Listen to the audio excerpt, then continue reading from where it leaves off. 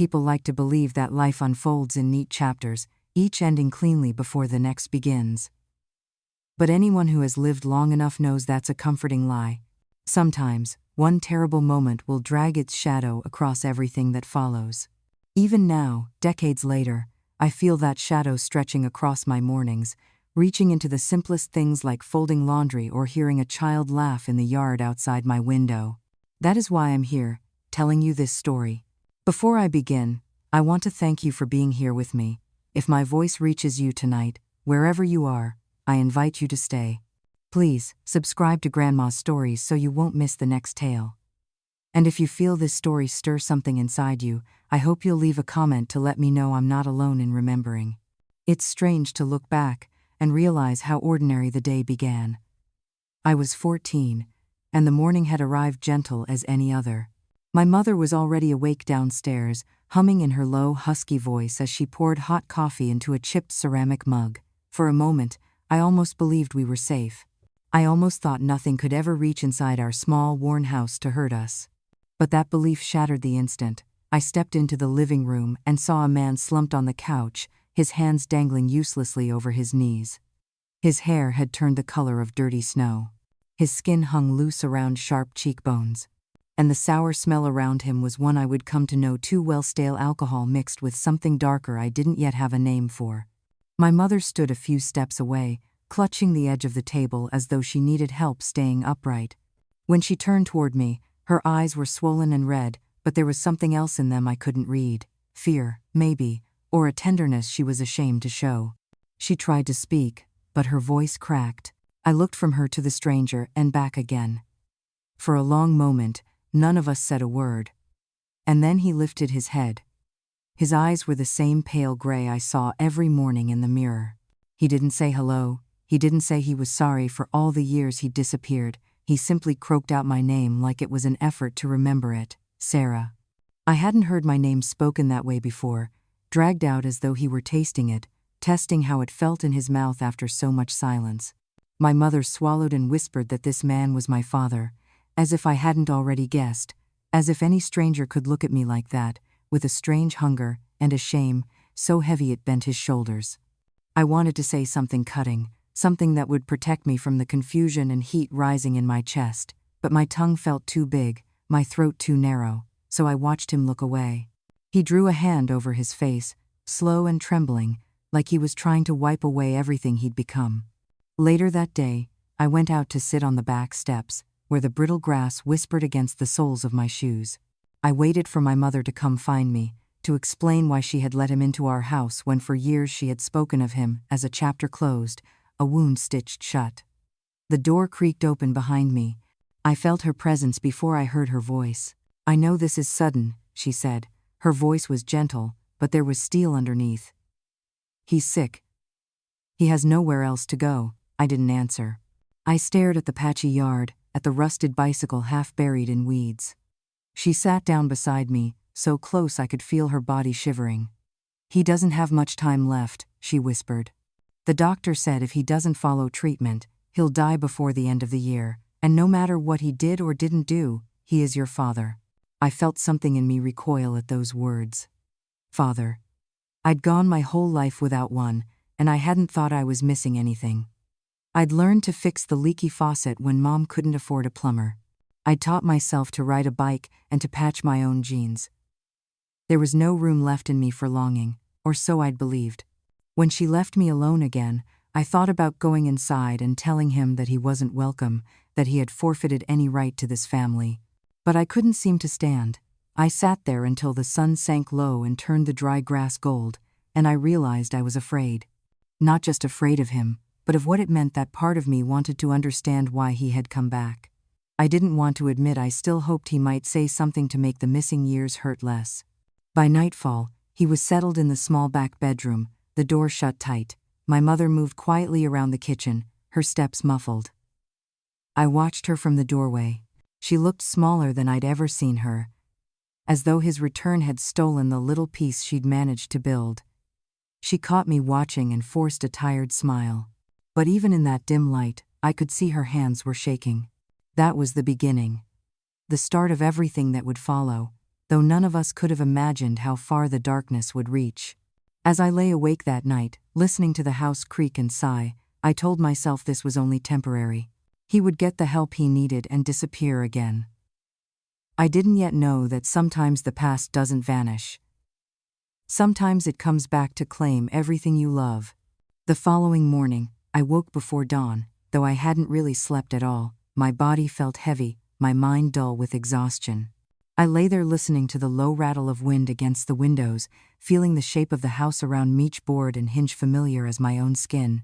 It was strange how a place could hold so many versions of you, layered like old paint, and how easily one unexpected moment could crack through all of them at once. I finally got up when the first threads of light began to stretch across the floorboards. I moved quietly down the hall, careful not to let the steps creak. In the kitchen, the air was thick with the smell of reheated coffee. My mother was already there, sitting at the table with both hands wrapped around a mug as if she needed its warmth to stay anchored. She didn't look up when I entered, only nodded slightly, her eyes focused on something far away. I poured myself a cup, though I knew I wouldn't drink it. The mug felt too hot in my hand, almost accusing. I tried to think of something ordinary to say, something that would pull us both back to the simple routines we understood, but no words came. In the end, it was her voice that broke the silence. "He's still asleep," she murmured.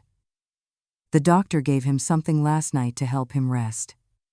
He hadn't been eating for days before he showed up here." She said this with a kind of weary defensiveness, as if she expected me to challenge her. But I only nodded and sat down across from her, setting the untouched mug between us. We stayed like that for a long time, the hush between us growing thicker, until finally she looked at me properly. Her face was softer than I'd expected, her mouth trembling. "I'm not asking you to forgive him," she said quietly. "I wouldn't ask that of you. I don't know how to turn him away when he has nothing." Her words sank into me, unsettling as a stone dropped into deep water. I wanted to tell her that she had already done more than anyone could expect, that no one would blame her for refusing.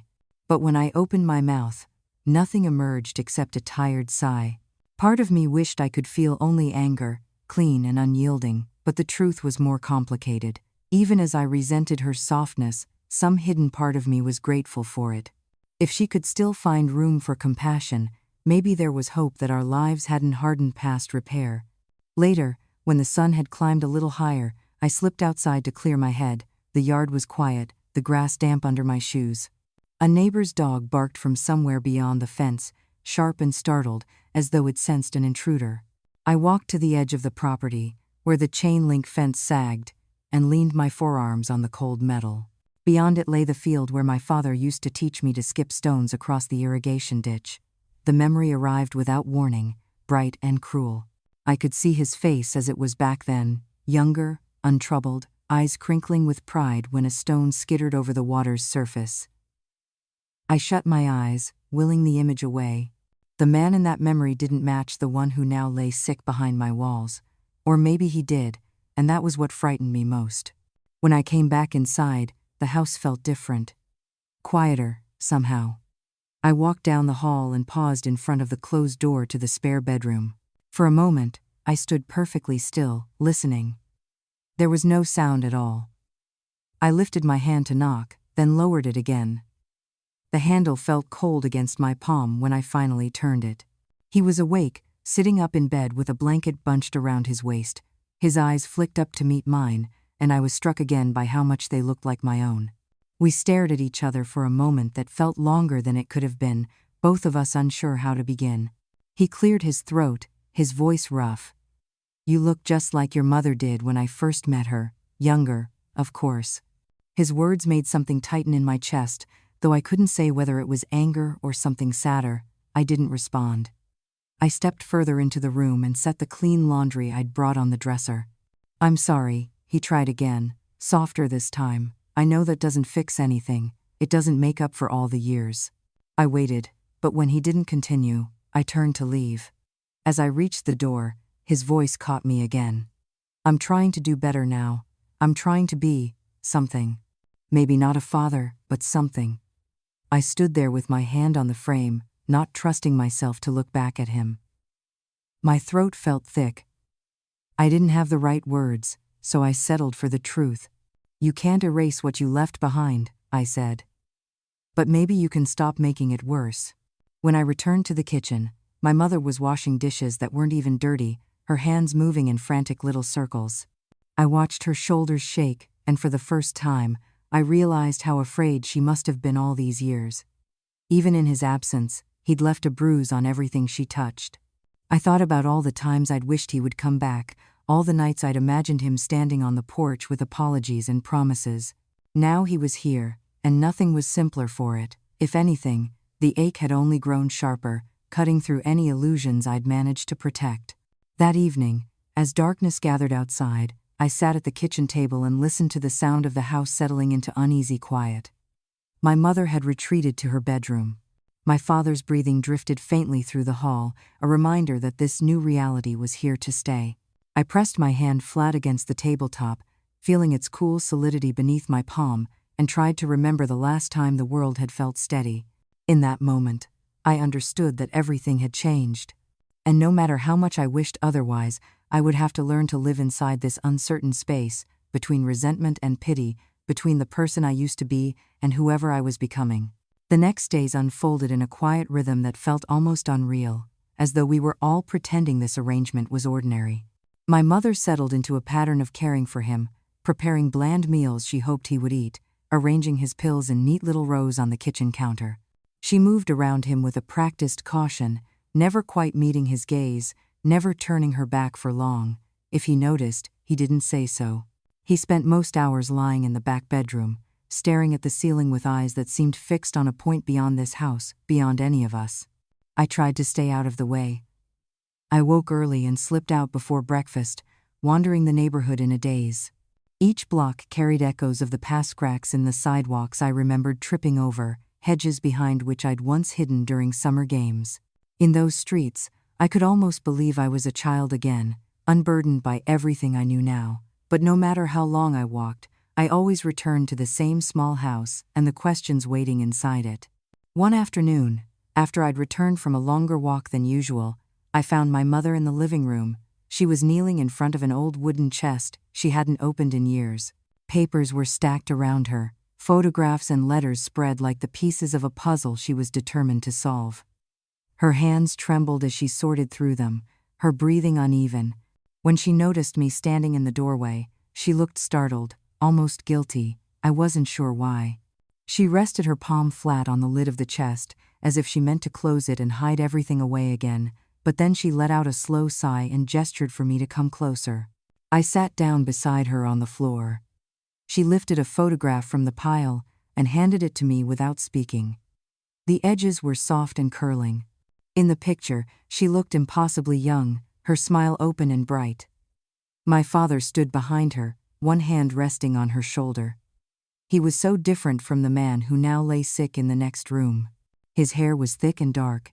His eyes held a kind of confidence that verged on arrogance. The sight of them together like that, carefree, unaware of everything that would come, made my chest ache in a way I couldn't name. I turned the photo over and traced the faded date scribbled on the back. My mother's voice broke the silence. "I used to look at these and tell myself it was proof there was a time when he loved us.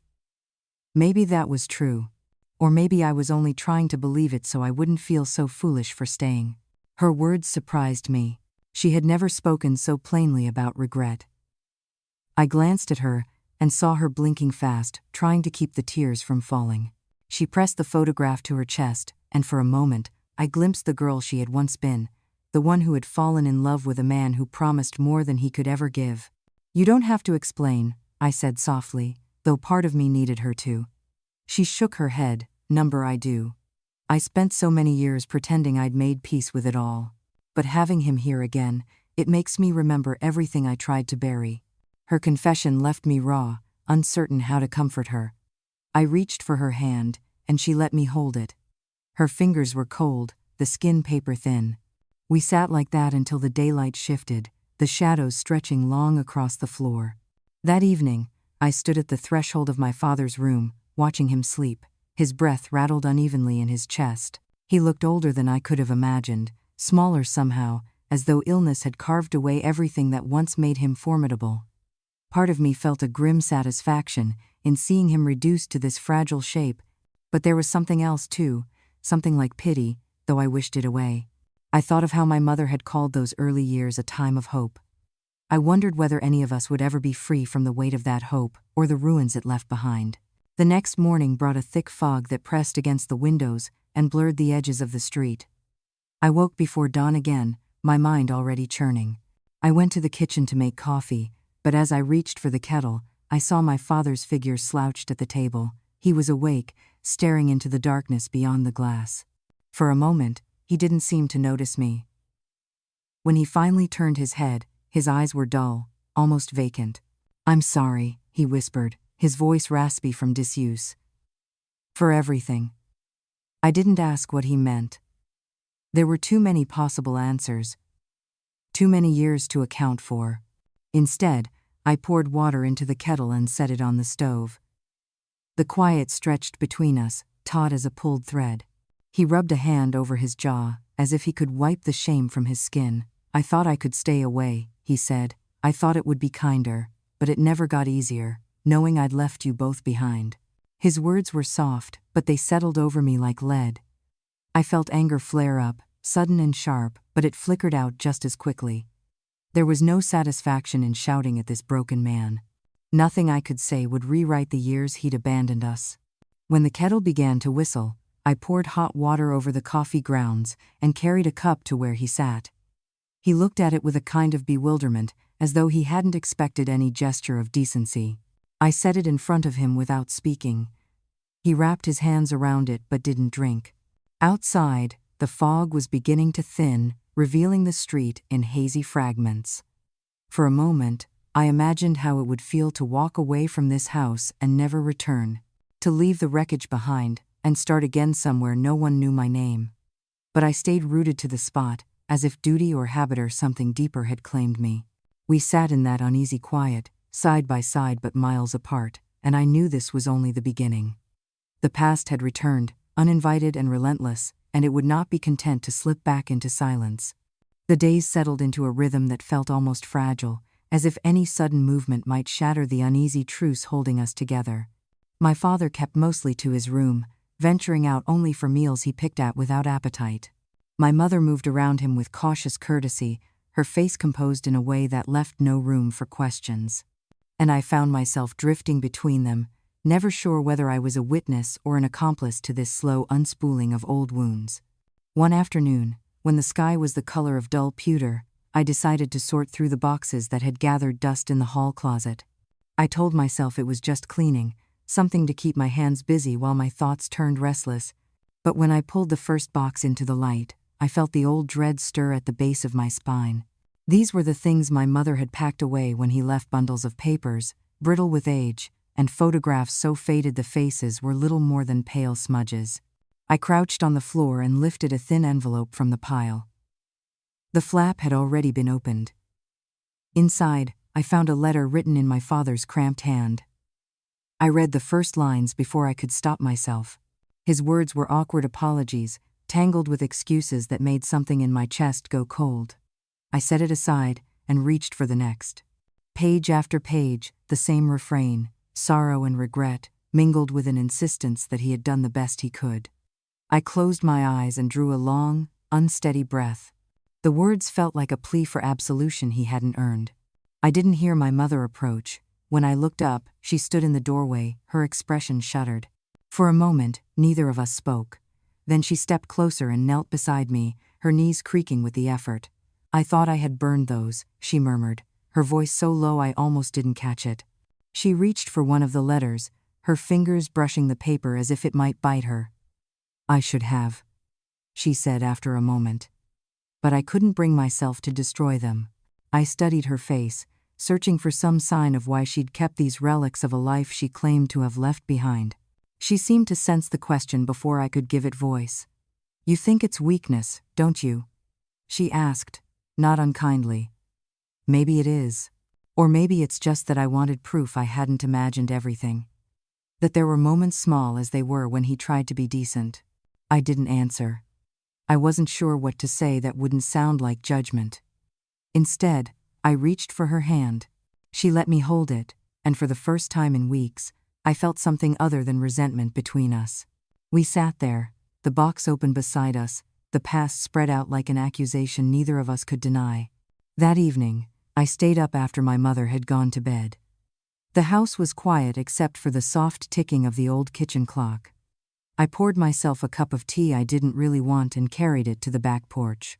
The air was cold enough that I could see my breath. I leaned against the railing, trying to remember when this place had last felt like a refuge. Even in my earliest memories, there had always been a current of unease, as if we were all waiting for something to break. I sipped the tea, though it had gone lukewarm, and let my gaze wander across the yard. The grass was brittle and patchy, the flower beds long since overtaken by weeds. In the far corner, the old shed slumped against the fence, its roof sagging under years of neglect.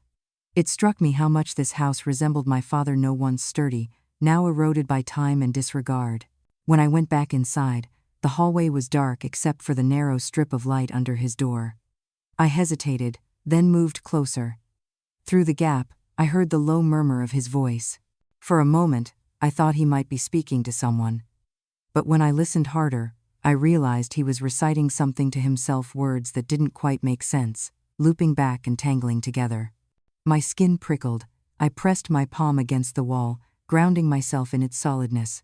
I told myself it was only the sickness working on his mind.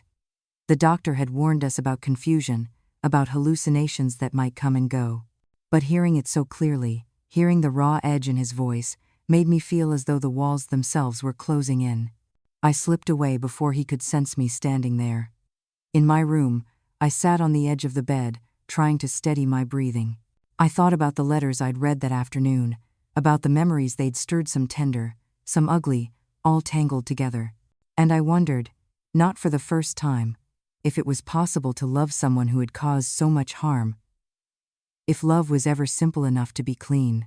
When I finally lay down, the darkness pressed in from every side. I closed my eyes and tried to conjure a time when I'd felt safe in this house, but nothing came.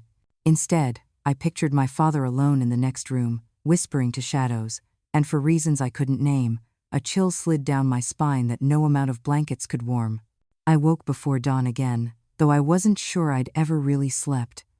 My body felt leaden with the weight of the night before, the memory of my father's voice rasping through the walls. I lay there, staring at the ceiling until the darkness began to soften. For a moment, I imagined I could pretend it was just another morning in a house without history. But when I swung my legs over the side of the bed, the old floor groaned in a way that reminded me nothing here had ever really been simple. The kitchen was empty when I crept in. My mother must have still been asleep. I busied myself with the kettle, though the motions felt hollow.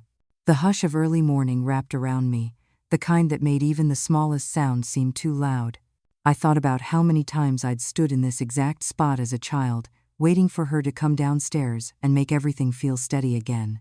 Now it felt like we were all moving in separate orbits, only crossing paths by accident. I carried my cup into the living room, settling into the chair by the window. The yard beyond the glass was bleached by dawn, the grass dull and flattened by frost. I watched a pair of crows pick their way along the fence, their black shapes sharp against the pale backdrop. For some reason, I felt a pang of envy at how certain they seemed of where they were going. A floorboard creaked behind me. I turned to see my father standing in the archway. He looked worse than I'd ever seen, his skin drawn tight across his cheeks, eyes sunken and bloodshot. He wore the same threadbare robe he'd had since he arrived, and it hung from his shoulders like a burden he could barely carry.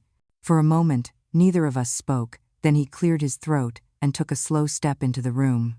His gaze drifted past me to the window, as though the yard held something only he could see. I couldn't sleep, he muttered finally. Every time I closed my eyes, I kept thinking someone was in the room. I wanted to ask if he meant me, or some phantom from the past, but the question lodged in my throat. Instead, I gestured to the other chair, and after a moment's hesitation, he sank into it with a sigh that sounded more like surrender. The silence stretched, thick with all the things we'd never said. I felt the words gathering at the back of my mind, accusations, questions, confessions, but when I opened my mouth, what came out surprised me. Do you remember the old maple tree, the one by the back fence? His eyes flicked to mine, wary, as though unsure whether this was a trap. Slowly, he nodded. I used to hang a tire swing there, he said, voice rough. You were so small you'd scream every time it moved too fast. Your mother said I'd break your neck if I wasn't careful. A memory surfaced so vivid it felt almost cruel. I saw myself clinging to the rope, my hair whipping across my face while he pushed me higher, his laughter ringing out over the yard. For an instant, the memory shimmered with something like happiness. But it faded as quickly as it had come, leaving only a hollow ache behind. I looked down at my hands, unsure how to bridge the distance between what we'd been and what we were now. He seemed to sense it too. His shoulders slumped, and he rubbed his palms over his knees as if he could scrub away the years. I never meant to disappear, he said finally, his voice so quiet I had to strain to hear it. I thought if I stayed away, you'd have a better chance, that you wouldn't grow up with my mistakes hanging over you. He shook his head, a dry, humorless sound in his throat. Maybe that was just another excuse. Maybe I was always running from something I couldn't name. I wanted to tell him it didn't matter anymore, that no explanation could undo what had been done. But another part of me, the part that still remembered that tire swing and his laughter, couldn't help but wonder whether he believed his own words. The light was growing stronger outside, turning the frost to glistening puddles. I felt a dull exhaustion seep into my bones, a tiredness deeper than lack of sleep. I set my cup down and stood. He didn't look up as I left the room. I spent the rest of the morning cleaning the back porch. It was a task I'd been putting off, the boards warped and splintered from years of weather. As I swept away the leaves, I imagined all the seasons layered here: rain and sun, frost and heat etching themselves into the wood the same way time had scored itself into my mother's face and my father's hollow eyes. When I paused to stretch my back, I saw my mother watching me from the kitchen doorway.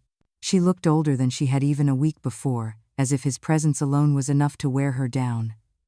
For a moment, she seemed about to speak, but then she only pressed her lips together and turned away. Later, as the day folded itself into evening, I found her sitting at the table with a yellowed photo album open before her. The pictures were faded, the edges curling, but I recognized the faces me parents in their early years, smiling at a future they hadn't yet ruined. She traced one image with a fingertip, her face unreadable. I sat across from her, waiting. After a long silence, she lifted her gaze to meet mine. I thought if I pretended long enough, she said, her voice thin, that none of it would matter, that I could make something good out of all the brokenness. But some things don't go away just because you look the other direction. I didn't know how to answer. The truth was, I understood exactly what she meant. We had all been pretending, in one way or another, hoping our silence could shield us, but silence had never saved us. It had only carved deeper wounds. That night, as I lay awake in the dark, I realized I was no longer sure which frightened me more: me father's frailty or the memory of who he'd once been. And in that uncertain space between pity and dread, I felt the first tremor of something I hadn't allowed myself to admit. We were all still waiting for the moment when everything would finally break. The next morning dawned sharp and brittle, the kind of cold that made the window panes shiver in their frames. I woke with my heart already unsteady, as if it had spent the night searching for something I couldn't name. My body felt sluggish, my mind clouded by the same restless questions that had chased me in circles until dawn. No matter how many times I told myself there was nothing more to unearth, I couldn't shake the sense that something essential still hid in the shadows of this house. I found my mother in the kitchen, moving with a slow deliberation that betrayed how little sleep she'd gotten. Her hands trembled as she measured coffee into the filter, though she tried to pretend she didn't notice. I stood in the doorway, watching the fragile slope of her shoulders, the way her mouth drew tight whenever a floorboard creaked down the hall. It struck me that she looked smaller somehow, as if carrying his presence under this roof had hollowed her out. Without a word, I took the kettle from her and finished pouring the water. She didn't protest. We stood in silence, listening to the faint hiss and drip of the brew filling the pot. When it was ready, I poured her a cup and set it on the table. She wrapped her fingers around the mug like it was the only warm thing left in the room. After a moment, she lifted her gaze to meet mine. Her eyes were rimmed with red. "He didn't eat anything last night," she said quietly. I think he's getting worse." The admission seemed to cost her more than I would have guessed. I pulled out the chair across from her and sat down. I thought of all the times I'd imagined him gone again, how I had believed that would bring us relief, but now that his decline was unmistakable, the truth felt more complicated. Even resentment could be dulled by pity. "Have you thought about calling the doctor again?" I asked. She hesitated, her mouth opening and closing. "I don't know if it would make a difference," she murmured. "He doesn't want help. He says he's tired of fighting." Her voice broke on the last word, and she looked down as though ashamed of her own sorrow. I reached across the table, resting my hand over hers. For once, she didn't pull away. The quiet between us felt almost gentle, though it was laced with something I couldn't quite define. Maybe it was relief that neither of us had to pretend anymore. Later that morning, I busied myself with small chores, wiping down counters that were already clean, straightening shelves that didn't need it. I thought keeping my hands occupied might still my thoughts, but each movement only sharpened my awareness of how brittle everything felt. Even the air in the house seemed thinner, as though we were all breathing borrowed time. When I passed the door to his room, I paused. It was ajar by just an inch, the dim light inside spilling out in a narrow wedge across the hallway carpet. For a long moment, I stood there, one hand hovering over the frame, debating whether to look in. Finally, I nudged it open. He lay on his side, eyes closed, though his breathing told me he was awake. The covers were tangled around his legs, and he looked smaller than I remembered, folded in on himself like a man bracing for an impact he knew he wouldn't survive. My chest tightened, though I couldn't say if it was sympathy or dread. He must have sensed me, because his eyelids fluttered and then lifted. For a moment, he just watched me, his gaze heavy with something that felt close to apology.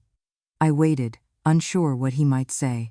Instead, he shifted slightly, as though even that small motion cost him more strength than he could spare. "I'm not afraid of dying," he rasped finally. His voice was raw, stripped of any pretense. "But I don't know how to look you in the eye, and know I failed you." I swallowed, my throat thick. There were so many things I might have said then that I didn't need his remorse, that nothing could undo the years he'd spent somewhere else. But the words tangled together, unspoken. After a moment, I stepped inside and pulled the blanket higher over his shoulders. He didn't thank me. He only closed his eyes again, as if retreating into the small corner of his mind that still belonged to him alone. I lingered, studying the ridges of his face. In the stillness, he looked almost peaceful. I spent the afternoon sorting through more boxes in the hall closet. Each time I lifted the lid of another carton, a familiar unease threaded through my chest. It felt as though the house itself was urging me to uncover something I hadn't yet understood. Beneath a stack of old linens, I found a slim binder I didn't recognize. Its spine was cracked, the corners softened by age. I set it on my lap and opened it carefully. Inside were pages of scrawled notes, recipes and lists, pieces of a life recorded in fragments. But near the middle, tucked between two grocery receipts, was a letter addressed to no one. The paper was yellowed and brittle. My mother's handwriting curved across the page in an unsteady line. I started reading without meaning to. Each sentence seemed to reach out and grab hold of me. She wrote of nights spent awake beside an empty bed, of the ache that settled in her bones when she realized he wasn't coming home. She wrote of the way she'd lied to herself, told herself he'd been swallowed by some disaster rather than choosing to vanish. And she wrote of the moment she'd understood the truth, how it had split something inside her that never quite healed. By the time I finished, my hands were shaking. I folded the letter and held it against my chest. For so long, I'd believed her silence meant acceptance. But now I saw it for what it was. A shield she'd built to keep herself from collapsing. It wasn't forgiveness that had kept her here all these years. It was something more complicated, more desperate. When evening fell, the house grew quiet in the way it always did, each tick of the clock louder than it had any right to be. I sat alone in the living room, the letter still clutched in my hand.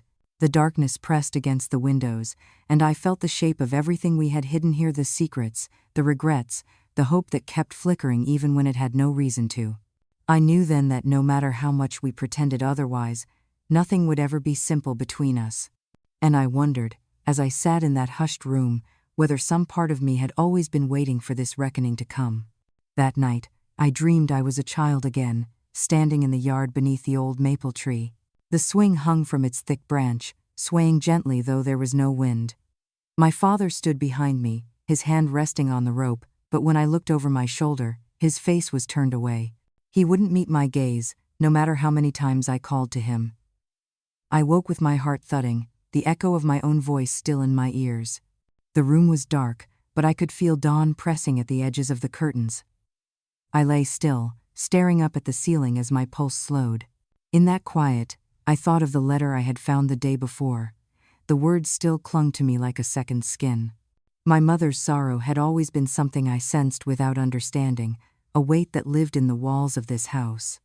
Now, finally, I could see its shape. When I rose and crept into the hallway, the hush was so complete it felt almost sacred. My mother's door was closed. At the end of the hall, a thin ribbon of light glowed beneath his. I felt a flicker of unease, but didn't let myself linger. Instead, I went to the kitchen and set a pot of water to boil. As it warmed, I rubbed at the ache behind my eyes and tried to convince myself this was just another morning, nothing more. It wasn't until I carried my cup into the living room that I noticed the back door was ajar. The cold drifted in, sharp as a blade. For an instant, I stood there, my breath caught. Then I stepped onto the porch, the boards creaking under my weight. He sat on the top step, wrapped in an old blanket, staring out across the yard. The early light touched the lines of his face, picking out the hollows in his cheeks. When I moved closer, he didn't turn. It struck me that he looked almost peaceful in that moment, as though he had found some quiet corner of himself the rest of us could never reach. "You shouldn't be out here," I said softly. "You'll catch cold." He let out a slow breath that smoked in the chill. "Maybe I will," he murmured. "Maybe that wouldn't be the worst thing." There was no self-pity in his tone, only a tired resignation that settled in my chest like a stone. I sank down beside him, pulling my sweater tighter around my arms. For a while, we sat without speaking. The yard stretched out before us, brittle grass and frost-covered branches gleaming in the dawn. I remembered running barefoot across that patch of earth, my mother calling after me to watch for splinters. How many times had I imagined this same yard as the backdrop to some impossible reunion, the place where he would come home and make everything right. Now the fantasy seemed childish, almost cruel. He shifted, the blanket slipping from his shoulder. I wanted to reach over and adjust it but found I couldn't move. "I'm sorry," he said again, voice thin. The words sounded worn, as if he had practiced them too many times. I know that doesn't help. I wanted to tell him he was right, that it didn't change anything, but something in his face stopped me. There was nothing triumphant in his confession, no expectation that I would absolve him. Only an old, quiet grief.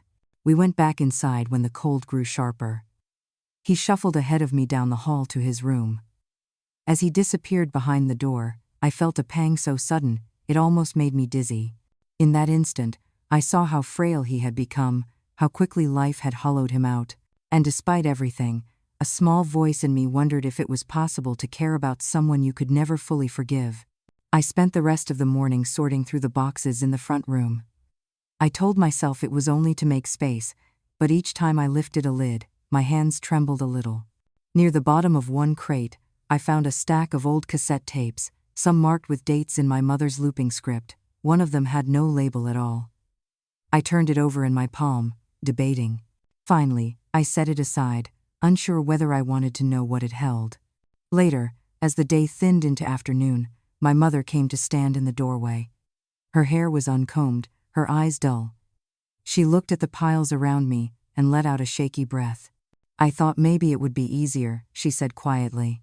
"Having him here, I thought I could pretend it was just the sickness that made him go. But it wasn't, I know that now." Her voice caught, and for the first time, I realized she had never said those words aloud. Even to herself, she'd hidden behind the comfort of excuses. I set the tape down and reached for her hand. She let me take it, her skin cool and dry. "I'm tired," she whispered. "So tired of pretending." Her shoulders sagged as though the confession had drained whatever strength she'd managed to hold on to. That night, I couldn't bring myself to sleep. The cassette sat on the table where I'd left it, a small, silent threat. At midnight, I finally gave in. I dug the old tape player out of the hall cupboard and set it on my dresser. When I pressed play, the static crackled in the darkness. Then, slowly, a voice emerged, my father's, low and hoarse. He was speaking to someone, though he never used a name. His words blurred and meandered, circling back on themselves. He talked about mistakes, about regret, about a kind of darkness he couldn't shake. At times, he sounded almost lucid. Other times, he slipped into muttering, as though he was speaking to ghosts. I sat there long after the tape ended, the machine humming in the quiet. My hands lay motionless in my lap. I felt as though I had trespassed on something I wasn't meant to hear, a confession not meant for me, or perhaps meant only for the past itself. When I finally crawled into bed, dawn was only a few hours away. My mind refused to quiet. The memory of his voice played over and over, a strange echo I couldn't escape. And for the first time, I realized that some part of me was afraid not just of what he had been, but of what he might still become before this was over. When dawn finally came, it brought no sense of relief. The light only made the night's unease feel more vivid, as if the walls themselves had absorbed my father's voice and now whispered it back to me. I lay in bed, staring at the pale ceiling, the tape still resting on the table across the room. I couldn't bear to look at it again, but I also couldn't bring myself to put it away. Eventually, I rose and moved through the house as quietly as I could. My mother's door was closed, and I could hear the faint rasp of her breathing on the other side. I paused, hand resting against the frame, and wondered if she had always sounded that way, like each inhale carried the weight of years she'd never spoken of. In the kitchen, I filled the kettle and set it on the stove, my hands working on their own while my mind drifted. I thought about all the times I'd tried to piece together who my father was, hoping that if I could name the shape of him, I might understand what he had taken from us. But the more I learned, the less sure I became. He was a tangle of contradictions, charming and cruel, absent and inescapable. And in the quiet before the water boiled, I realized I was no closer to any answers than I had been as a child waiting on the porch for him to come home. When the coffee was ready, I carried a cup to the living room and settled into the same chair by the window. Outside, the yard looked brittle and forlorn. A cold wind had come in overnight, scattering the last leaves across the grass. I watched them skitter and turn, feeling strangely envious of their freedom to drift wherever the wind chose. A soft noise behind me made me turn. My mother stood in the archway, one hand braced against the wall. Her hair was pulled back in a loose knot, wisps escaping to frame her face. She looked at me, then at the tape player on the table, and her mouth tightened. I didn't ask if she knew what I had heard. There was no point pretending we could go back to any kind of ignorance. "Did you listen to it all?" she asked finally, her voice thin as a reed. I nodded. Her shoulders slumped, and she came to sit across from me. For a long moment, neither of us spoke. The quiet felt almost alive, stretching between us like something that needed tending. "He recorded those after he left the first time," she said at last. "He would send them instead of letters. I used to play them over and over, thinking if I listened long enough, I'd find the reason he couldn't stay, but there never was one." She rubbed at her temples, as if trying to ease a pain that lived too deep to touch. "He liked to believe he was cursed somehow, that there was something in him he couldn't outrun. I think it made it easier for him to keep running." I looked down at my hands, trying to ignore the bitterness rising in my throat. It struck me how convenient it must have been to call himself cursed rather than cruel, broken rather than selfish. But as I studied my mother's face, I felt the anger soften, replaced by a tired understanding. We had all wanted so badly to believe he was something other than what he became. She reached across the table and rested her palm over mine. "When I was your age," she murmured, "I thought love was a promise strong enough to fix anything. But it doesn't work like that. Sometimes, love just keeps you tethered to someone who doesn't know how to be anything but lost." Her eyes glistened, though she didn't let the tears fall.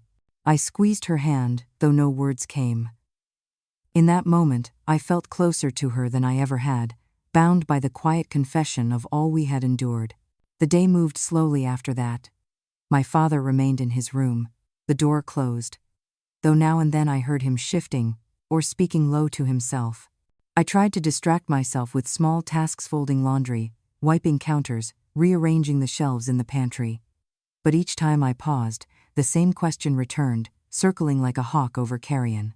Was there ever a point when he might have chosen differently, or had this ending always been waiting for us? In the late afternoon, I gathered my courage and knocked on his door. When there was no answer, I pushed it open. The air inside was stale, heavy with the scent of unwashed clothes and the sharp tang of medicine. He lay propped against the pillows, eyes open but unfocused. For a moment, I wondered if he even knew I was there. When he finally turned his head, something flickered in his gaze, recognition or regret, I couldn't tell. "I brought you some soup," I said softly, though I knew he wouldn't touch it. He didn't look at the tray I set on the dresser. Instead, he stared past me, his expression hollow. "I'm tired," he murmured. His voice was so faint I had to lean closer to hear. "I thought I could make amends before it was too late. But I don't even know where to start." "You don't have to start," I whispered, though the words tasted like ash. He closed his eyes, a single tear sliding down his cheek. In that instant, he looked so much like the man in the photographs, young and unguarded, before everything fractured. And for a heartbeat, I felt the same ache I'd carried as a child, the yearning to believe he was still someone worth saving. I stood there until his breathing grew slow and even. As I turned to leave, I glanced back once more. He looked so small against the rumpled sheets, as if he were already halfway gone. That evening, I sat with my mother in the kitchen. We didn't speak much. The hush between us felt almost companionable, as though we had finally given ourselves permission to stop searching for explanations. And as the last light faded from the windows, I understood that no matter what came next, we had already survived more than we ever should have been asked to bear.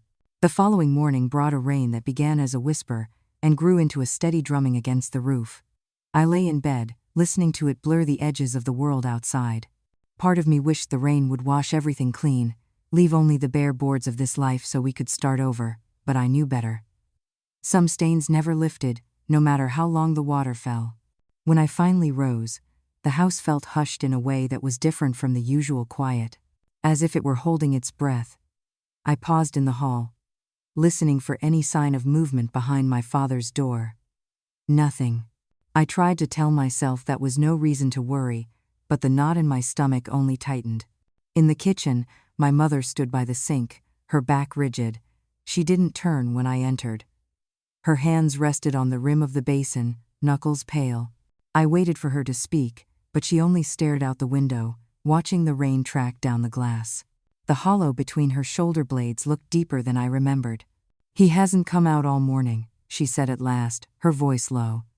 I think he's worse." She pressed her palm to her forehead, as if she could hold her thoughts in place by sheer force of will. I'm not sure what to do anymore. I moved to stand beside her, searching for something to say that might ease her fear, but all I could do was lay a hand on her shoulder. The warmth of her skin surprised me. She had always seemed so unyielding, but in that moment, she felt as breakable as any other person. After a moment, she drew in a slow breath. "I'm going to call Dr. Keene," she murmured. "Just to be safe." She turned and slipped past me, her steps heavy. I watched her disappear down the hall, then leaned against the counter and closed my eyes. The rain filled the kitchen with its dull rhythm, a sound that felt almost like a heartbeat. Later, I brought a fresh glass of water to my father's room. When I knocked, there was no answer. I pushed the door open and stood in the threshold. He was propped against the pillows, the blanket drawn up to his chest. His breathing was ragged, each inhale a shallow effort. His eyes fluttered open when he sensed me, their clarity clouded by something I didn't want to name. I set the glass on the nightstand and folded my arms around myself. He tried to speak, but his voice caught in his throat.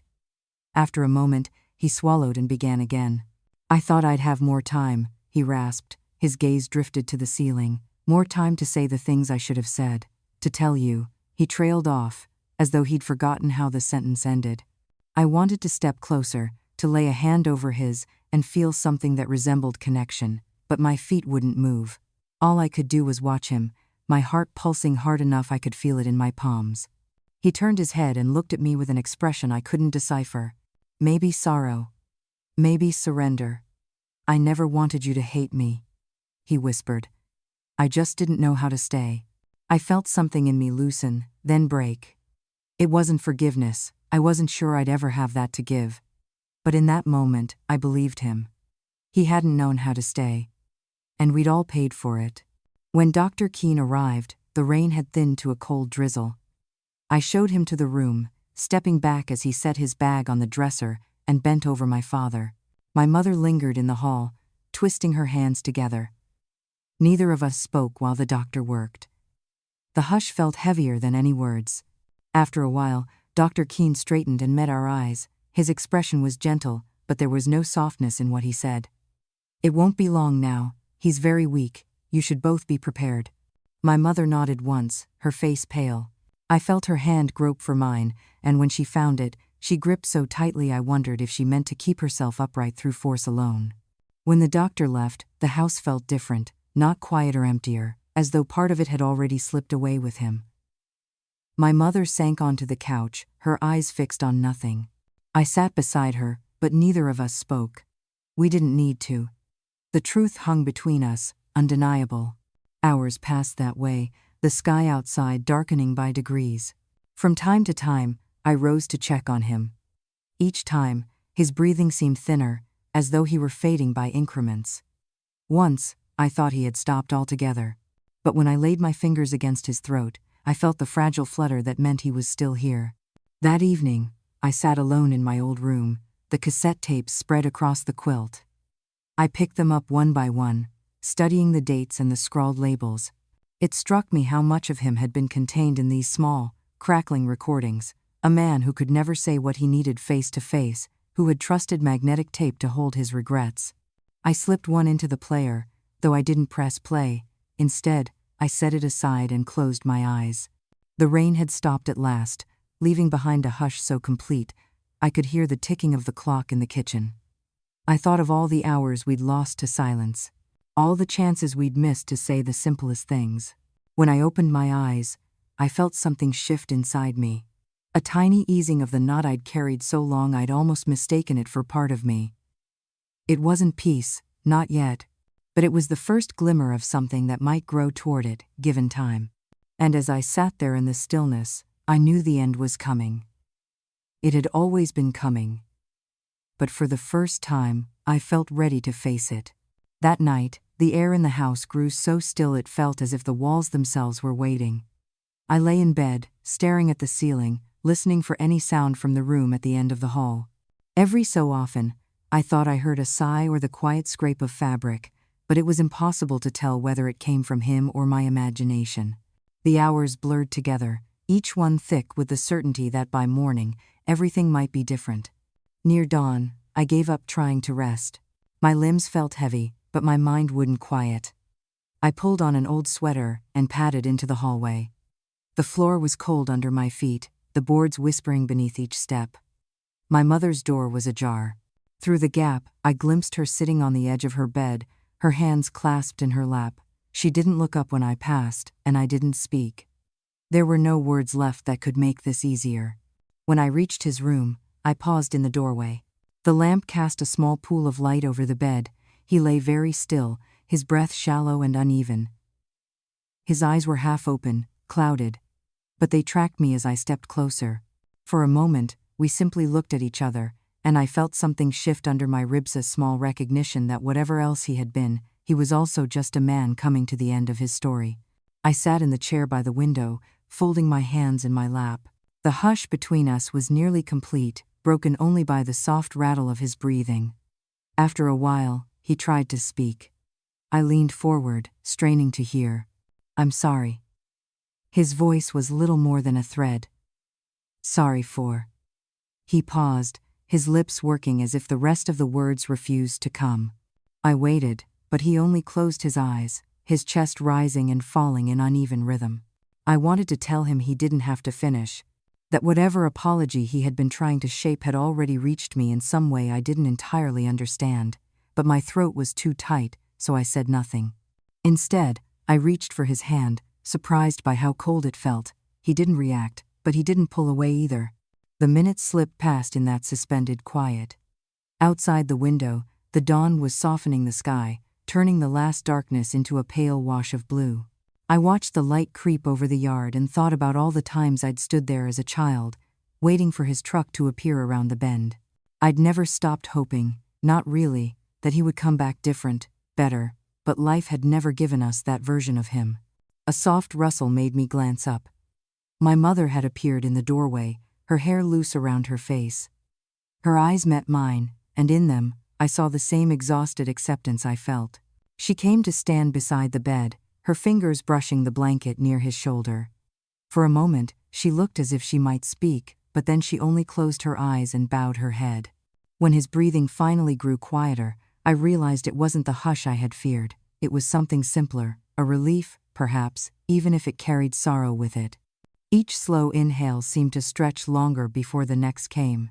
I counted them without meaning to, feeling something inside me loosen with every gap. Then, quite suddenly, there was no next breath. The stillness that followed wasn't dramatic or loud. It was simply the absence of struggle. My mother drew in a shaky breath and pressed her hand to his cheek. For the first time, I saw her tears fall. She didn't sob, she only let them slide down her face unchecked, as though there was no point anymore in pretending she hadn't loved him once. I didn't move to comfort her. It felt as though we both needed that small space to acknowledge what had ended. The quiet was so complete that I could hear my own heartbeat, a reminder that life went on even when you wished it would pause. After a while, she turned to me. Her face was wet, but her expression was steady. "Will you help me?" she asked, her voice hushed. I nodded. Together, we drew the blanket higher over his chest, tucking it in around his shoulders as though he were simply sleeping. The tenderness of that gesture surprised me. Even at the end, we were still capable of caring for him in small, human ways. We stood there for a long time, side by side, looking down at what was left of the man who had shaped so much of our lives. In that moment, he looked like neither the father I'd imagined as a child, nor the stranger who had returned to us in sickness. He was simply a man who had run out of time to make anything right. When we left the room, I closed the door behind us. The latch clicked softly into place, and the sound seemed to echo down the hall. My mother turned away first, moving slowly toward the kitchen. I watched her go, feeling an unexpected lightness beneath the sadness. There would be decisions to make now, arrangements to settle. But for the first time in years, I felt that some hidden knot had loosened inside me. I stayed in the hallway a while longer, resting my hand against the door. I thought about all the years I'd spent trying to understand him, all the hours wasted on questions he'd never been willing or able to answer. Now, finally, there was nothing left to ask. When I went to join my mother, the morning was already brightening the windows. The house felt different, quieter, but also clearer. As though, in his leaving, he'd taken with him the last of the confusion that had clouded everything between us. And though I knew there would be days ahead when the grief would rise again without warning, I also felt the first fragile certainty that we could go on from here. The hours after he was gone unfolded in a hush that felt too big for the house to hold. My mother and I moved around each other without speaking, as though words might break the brittle peace that had settled. The sky outside was the same dull gray it had been all week, but now it seemed softer somehow, as if even the weather understood it was time to let go. By midday, the first of the necessary calls had been made. The doctor returned to pronounce what we already knew. A man from the funeral home arrived not long after, his expression practiced in its solemn kindness. My mother spoke to him in the low, steady voice she reserved for strangers, and I stood behind her, hands folded, feeling as if I were watching someone else's life. When they carried him out, she didn't cry. She only pressed her palm to the doorframe after they were gone, as if she needed to feel something solid. I thought about stepping closer, but some instinct held me back. Grief can be a private language, and I sensed she wasn't ready to translate hers. The house felt cavernous in the wake of his absence. Every room seemed to echo with memories I'd spent years trying not to recall. I walked from one to the next, trailing my fingertips along the walls as though they might offer some reassurance. But all they gave back was the faint chill of old paint, and the knowledge that nothing here would ever be the same. In the kitchen, I found the mug he'd favored during those last weeks, a chipped white cup with a faded blue rim. It sat alone on the counter, as though waiting for him to return. I picked it up, feeling its familiar weight. The sight of it, so ordinary and final, sent a dull ache through my chest. My mother came to stand beside me. For a long moment, she said nothing.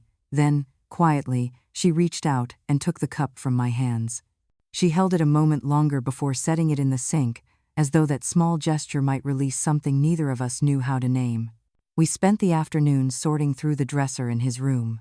Drawer by drawer, we unfolded shirts worn thin at the elbows, trousers that no longer fit, the collection of ties he had once worn to jobs he never kept.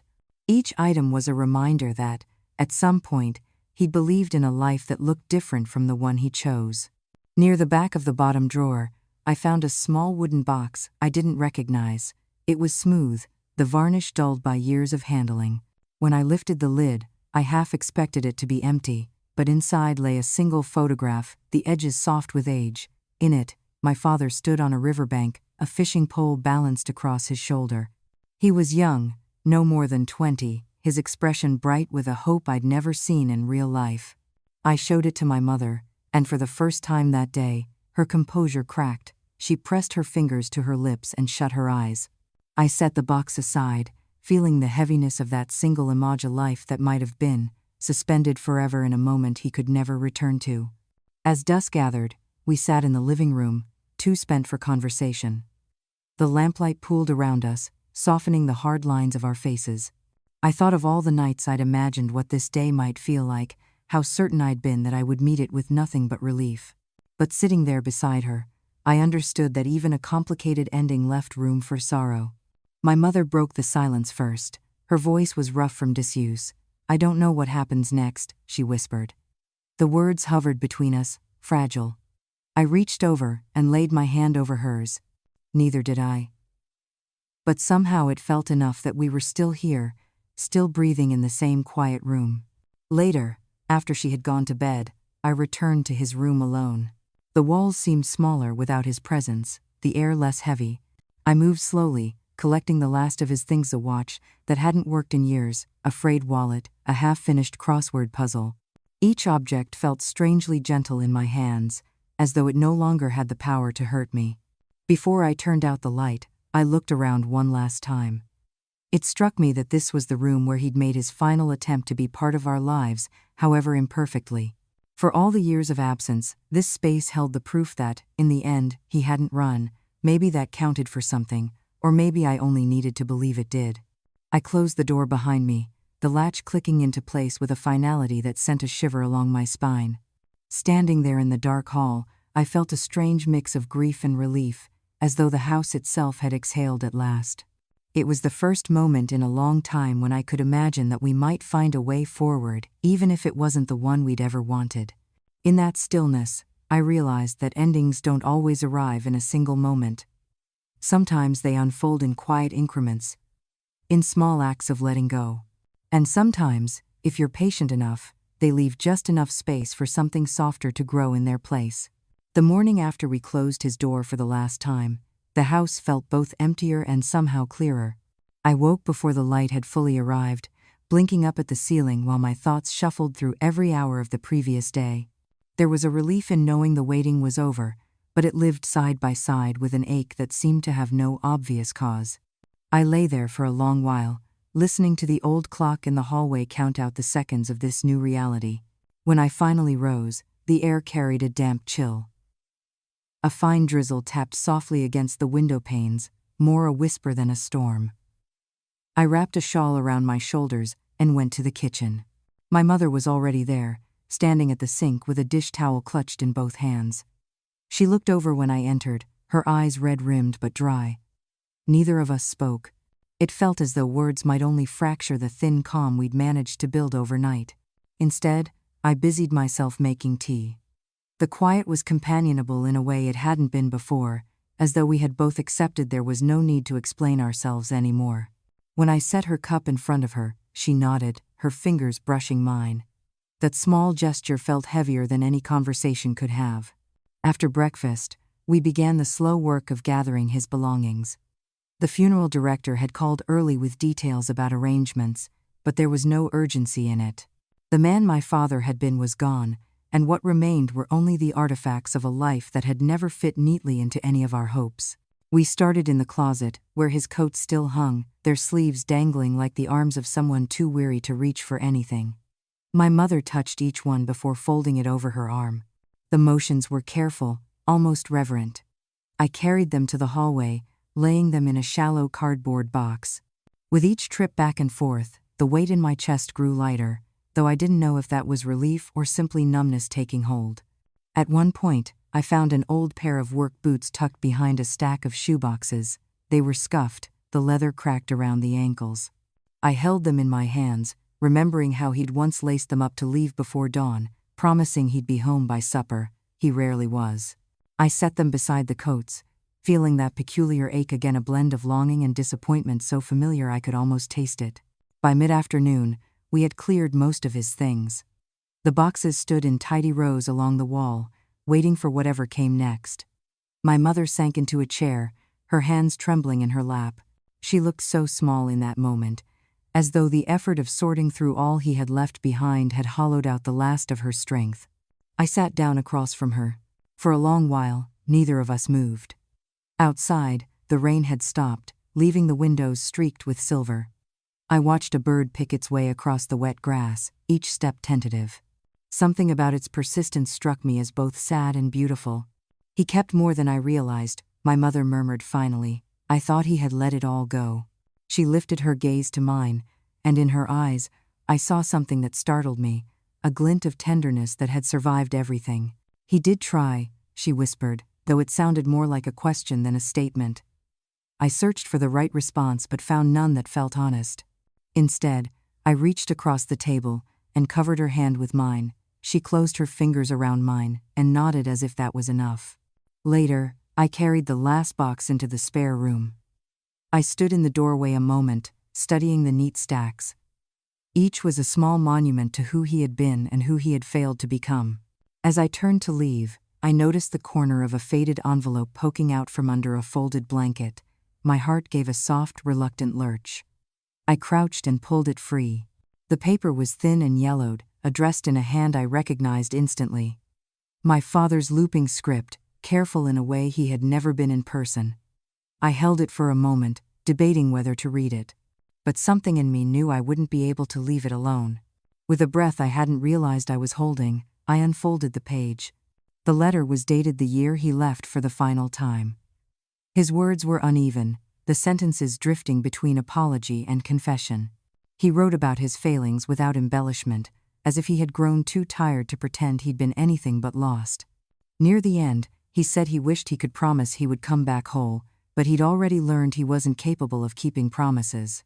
I read that line again and again, the truth of it settling like a stone in my stomach. I didn't realize I was crying until a drop landed on the page, blurring the ink. I wiped it away and folded the letter back into its envelope. For a moment, I pressed it to my chest. There was no comfort in his words, no sudden understanding that made everything right. But there was a strange sort of honesty I hadn't expected, and it eased something in me I hadn't known was still raw. When I returned to the kitchen, my mother looked up from where she sat. She didn't ask what I'd found. She only reached out her hand, and I took it without hesitation. We sat together as the afternoon light faded, neither of us speaking. The quiet felt different now, less like an emptiness, and more like the beginning of something we hadn't dared imagine. A space where the past no longer had to dictate every hour of the day. And though I knew the grief would return in waves, I also knew we had survived the hardest part. There was nothing left to wait for. All that remained was the slow, careful work of learning how to live in the space he had finally left behind. The morning of the service dawned clear for the first time in days. I lay in bed for a while, watching the new light slip across the walls, surprised by the softness of it. It seemed almost indecent that the sun could shine so easily after everything that had happened, but I knew, even then, that the world never pauses to acknowledge your losses. It simply goes on, indifferent to the shape of your grief. I rose and dressed slowly, letting each motion steady my thoughts. My mother was already awake when I stepped into the hallway. She stood by the mirror in the front room, fastening a plain silver pin to the collar of her blouse. When she caught my eye, she didn't try to smile. Instead, she nodded, her expression quiet in a way that made something inside me loosen. We didn't need to pretend this was a day like any other. We drove to the small funeral parlor just beyond the edge of town. The building was older than I remembered, its white siding stained by rain and years. A single wreath hung on the door, the flowers pale and limp. My mother paused before she pushed it open, her hand resting on the frame. I waited beside her, feeling the hush that always comes before you cross a threshold you can never retreat from. Inside, the room smelled faintly of roses and something antiseptic. The casket was closed, a decision my mother had made without hesitation. She'd told me the night before that there was no reason to look for comfort in an empty shell. I hadn't disagreed. There were only a handful of people seated in the rows of chairs. Some were neighbors I barely remembered, faces that blurred together in the dull morning light. A man my father had worked with long ago nodded at us, his expression carefully composed. I wondered whether he'd known the truth of who my father was, or whether he still believed the story my father had once tried to sell the world, that he'd only ever wanted to do right by us. The minister's voice was low and measured, the words of his eulogy so familiar they might have belonged to any life. As he spoke, I studied my mother's profile. Her face was pale but steady, her hands folded in her lap. I couldn't tell if she was listening or simply enduring, but she never looked away from the casket. When the prayers were over, we stepped outside together. The air felt sharper in my lungs, as if the morning had turned brisk in the space of an hour. My mother wrapped her shawl more tightly around her shoulders. For a while, we stood in the small patch of grass behind the building, neither of us ready to return to the car. I bent to pick up a fallen leaf, turning it over in my fingers. The veins were delicate, nearly translucent. It struck me that grief was something like that, fragile but stubborn, refusing to dissolve no matter how you tried to set it down. At last, my mother looked over at me. Her voice was calm when she spoke. "I didn't think I would feel anything," she said, as though she were only now discovering the shape of her own reaction, "but I do. I feel sad, and I feel lighter." She took a slow breath. I don't think I realized how heavy it all was until it ended. I nodded, though my throat was too tight to answer. I understood. Even when you had long since given up on loving someone, their absence could still feel like the loosening of a knot you'd carried for so long you'd stopped noticing the ache. On the drive home, the field stretched flat and endless on either side of the road. My mother watched them pass in silence. Once or twice, I thought she might speak, but the words never came. Instead, she reached over and rested her hand on my wrist, a small anchor that held us both in place. Back at the house, the quiet felt changed again, emptier, but also strangely clean. I carried the last of the boxes to the garage, stacking them neatly in the corner. My mother followed me, holding the small wooden box I'd found in his drawer. She set it on top of the others and closed her eyes, her fingers resting lightly on the lid. We stood there together for a long moment, letting the stillness settle around us. There was no ceremony in the way we let go of these last pieces of him, no sudden rush of relief.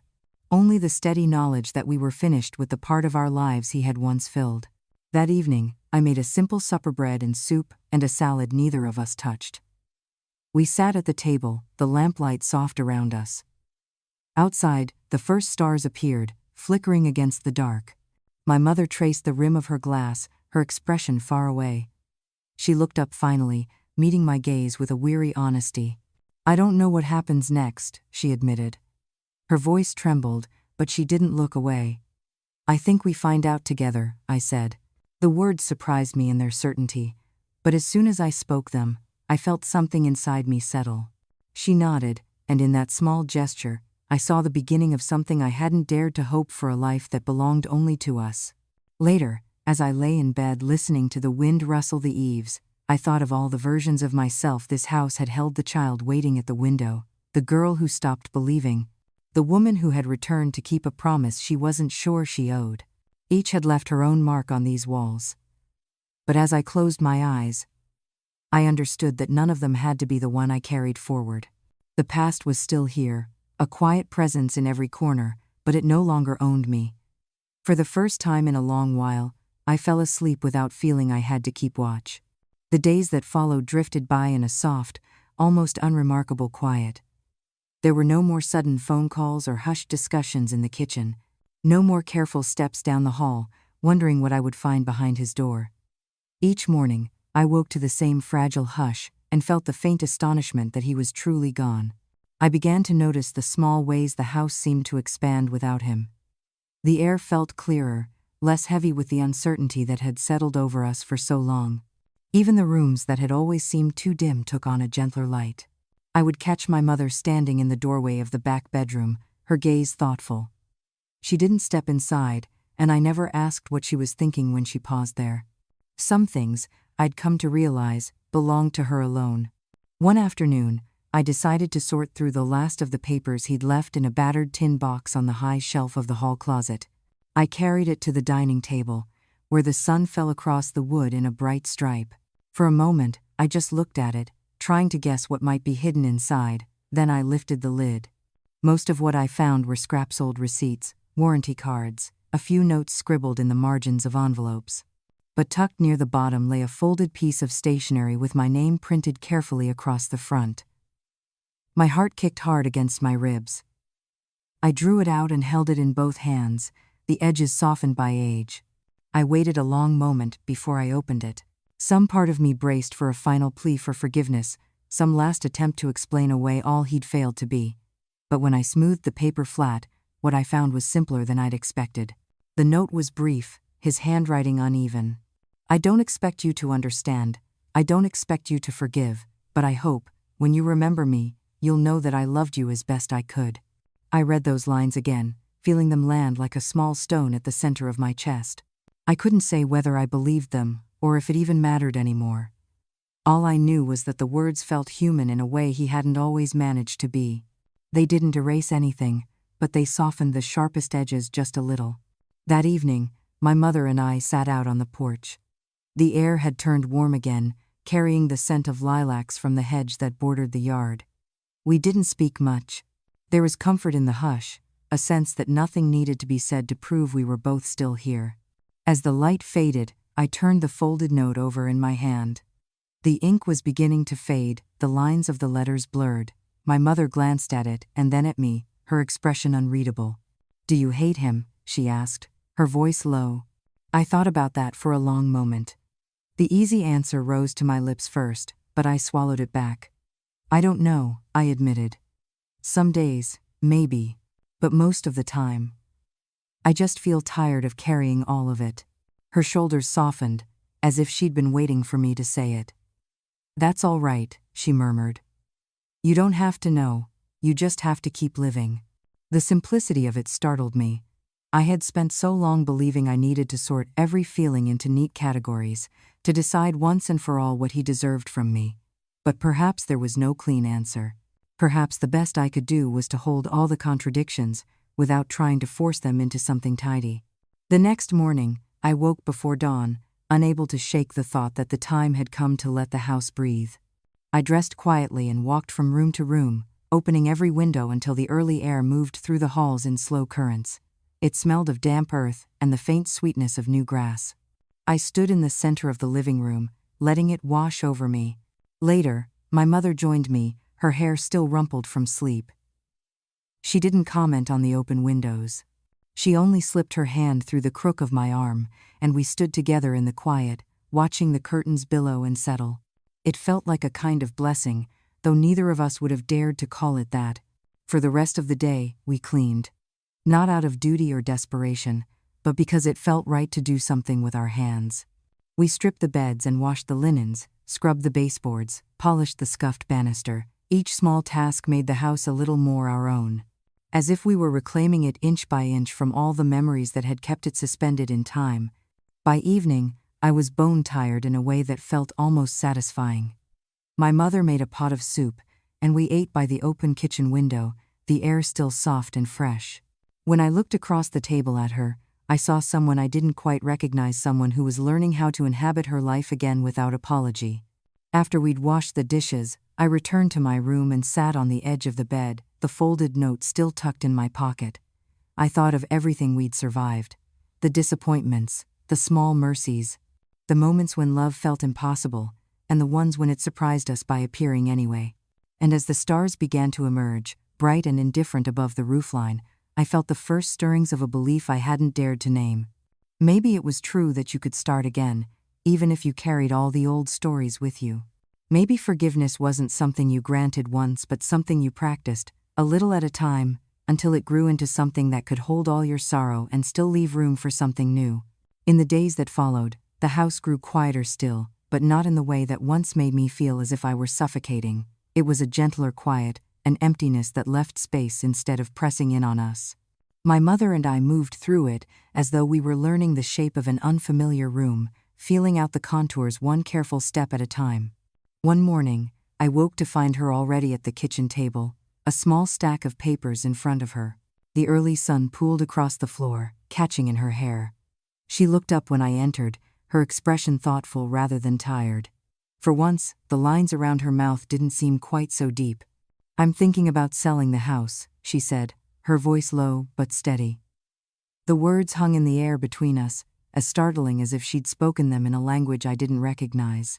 My first impulse was to argue, to insist that we couldn't just walk away from the place that had held our whole history, for better or worse. But I caught myself before I spoke. Instead, I sat across from her and studied her face. She didn't look uncertain, she looked ready. After a long moment, I nodded. "If you think that's what you need," I said, surprising us both with the calm in my voice, "then I think it's what we should do." Her shoulders eased a fraction. She reached for my hand, and in that small gesture, I felt the last of my resistance slip away. It was not that the house itself had betrayed us. It had simply been the container for too many years of hoping and failing. Maybe it was time to let it belong to someone else. We spent the afternoon walking from room to room, taking inventory of what we would keep and what we'd leave behind. I was surprised by how little I felt as we made the decisions. The old armchair in the corner, the chipped dresser in my father's room, the faded curtain-saw, the things that had once seemed impossible to part with had somehow become only things. It wasn't indifference. It was something quieter, more peaceful, an understanding that none of it could hold us in place anymore. Late in the day, we ended up in the back bedroom. The bed had been stripped bare, the small table by the window cleared of everything but a single glass ringed with dust. My mother stood near the doorway, her hand resting lightly on the frame. She didn't speak, and I didn't try to fill the silence. We both knew this was the hardest room to stand in. After a moment, she turned to me. "Do you think he'd be angry?" she asked. Her voice was unsteady, though her gaze stayed steady on mine. "That we're letting this go?" I considered that, thinking of the man he had been, and all the ways he had tried and failed to make this house into proof of something good. Maybe he would have felt abandoned by it.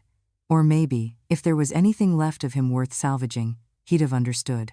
"I don't think he'd be angry," I said quietly. "I think he'd know it was time."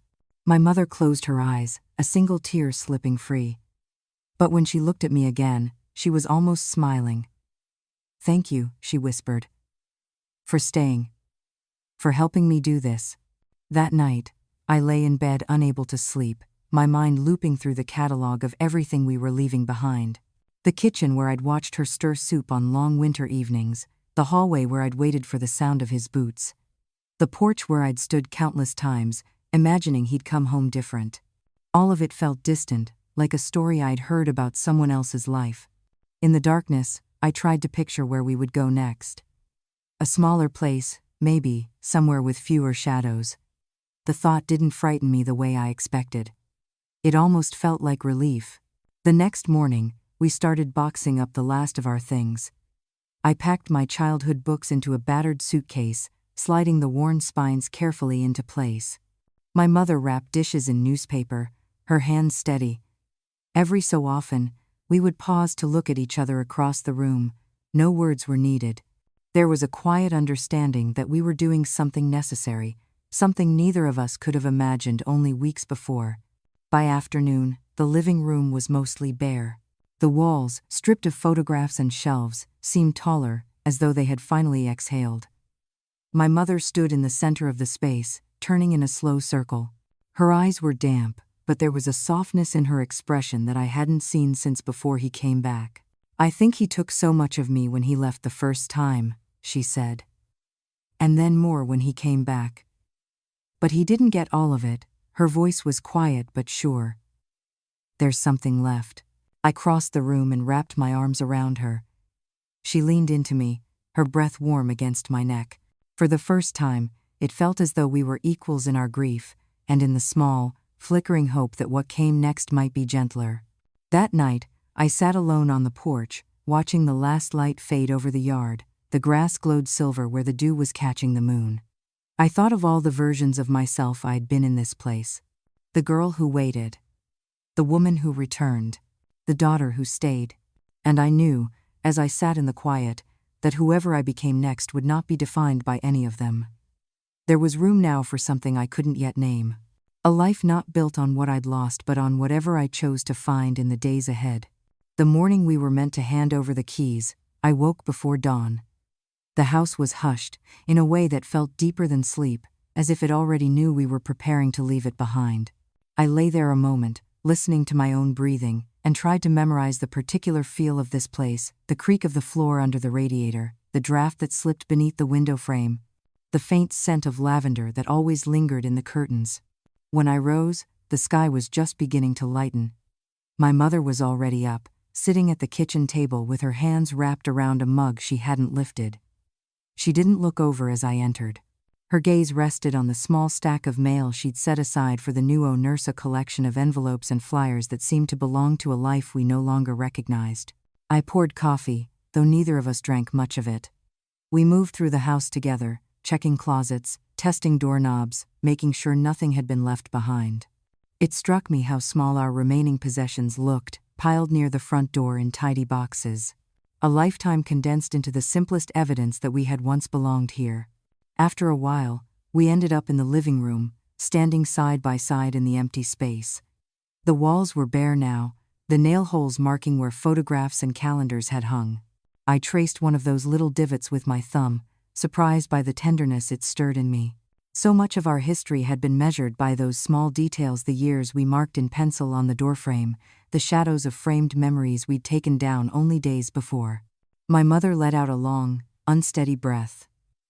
"I thought I would feel sadder," she murmured, her eyes still on the pale rectangle where our wedding portrait had once hung. "But mostly, I feel ready." I nodded, though the word felt almost too simple for what was unfolding between us. I wasn't sure there was a name for the quiet mixture of relief and regret, the sense that we were closing a door that would never open quite the same way again. We gathered our coats, and she reached for the envelope that held the keys. Her hand hovered over it for a moment, as if she needed to be sure. When she picked it up, I watched her shoulders straighten. That small movement was what finally broke something open in me. Before we stepped outside, I turned to look one last time. The light through the bare windows had softened everything, erasing the sharpest edges. For the first time in my life, I saw the house not as a witness to all we had lost but simply as a place that had sheltered us as best it could. We locked the door together. The click of the latch seemed final in a way I hadn't expected. My mother slipped the keys into her purse, and we walked to the car without looking back. I knew if I did, I might find some excuse to linger, some unfinished sentence or forgotten fragment I would convince myself I needed, so I kept my eyes on the road ahead. The drive was quiet. Fields blurred past in slow ribbons of brown and green, the sky pale and cloudless overhead. My mother rested her hand on the console between us, and I set mine over hers. She didn't speak, but I could feel the way her breathing steadied each time I pressed my palm to hers. After a while, she cleared her throat. "You know," she said softly, "I used to believe the hardest part was the leaving." She glanced over at me, her eyes bright in the morning light. "But I think it's the staying that nearly broke me."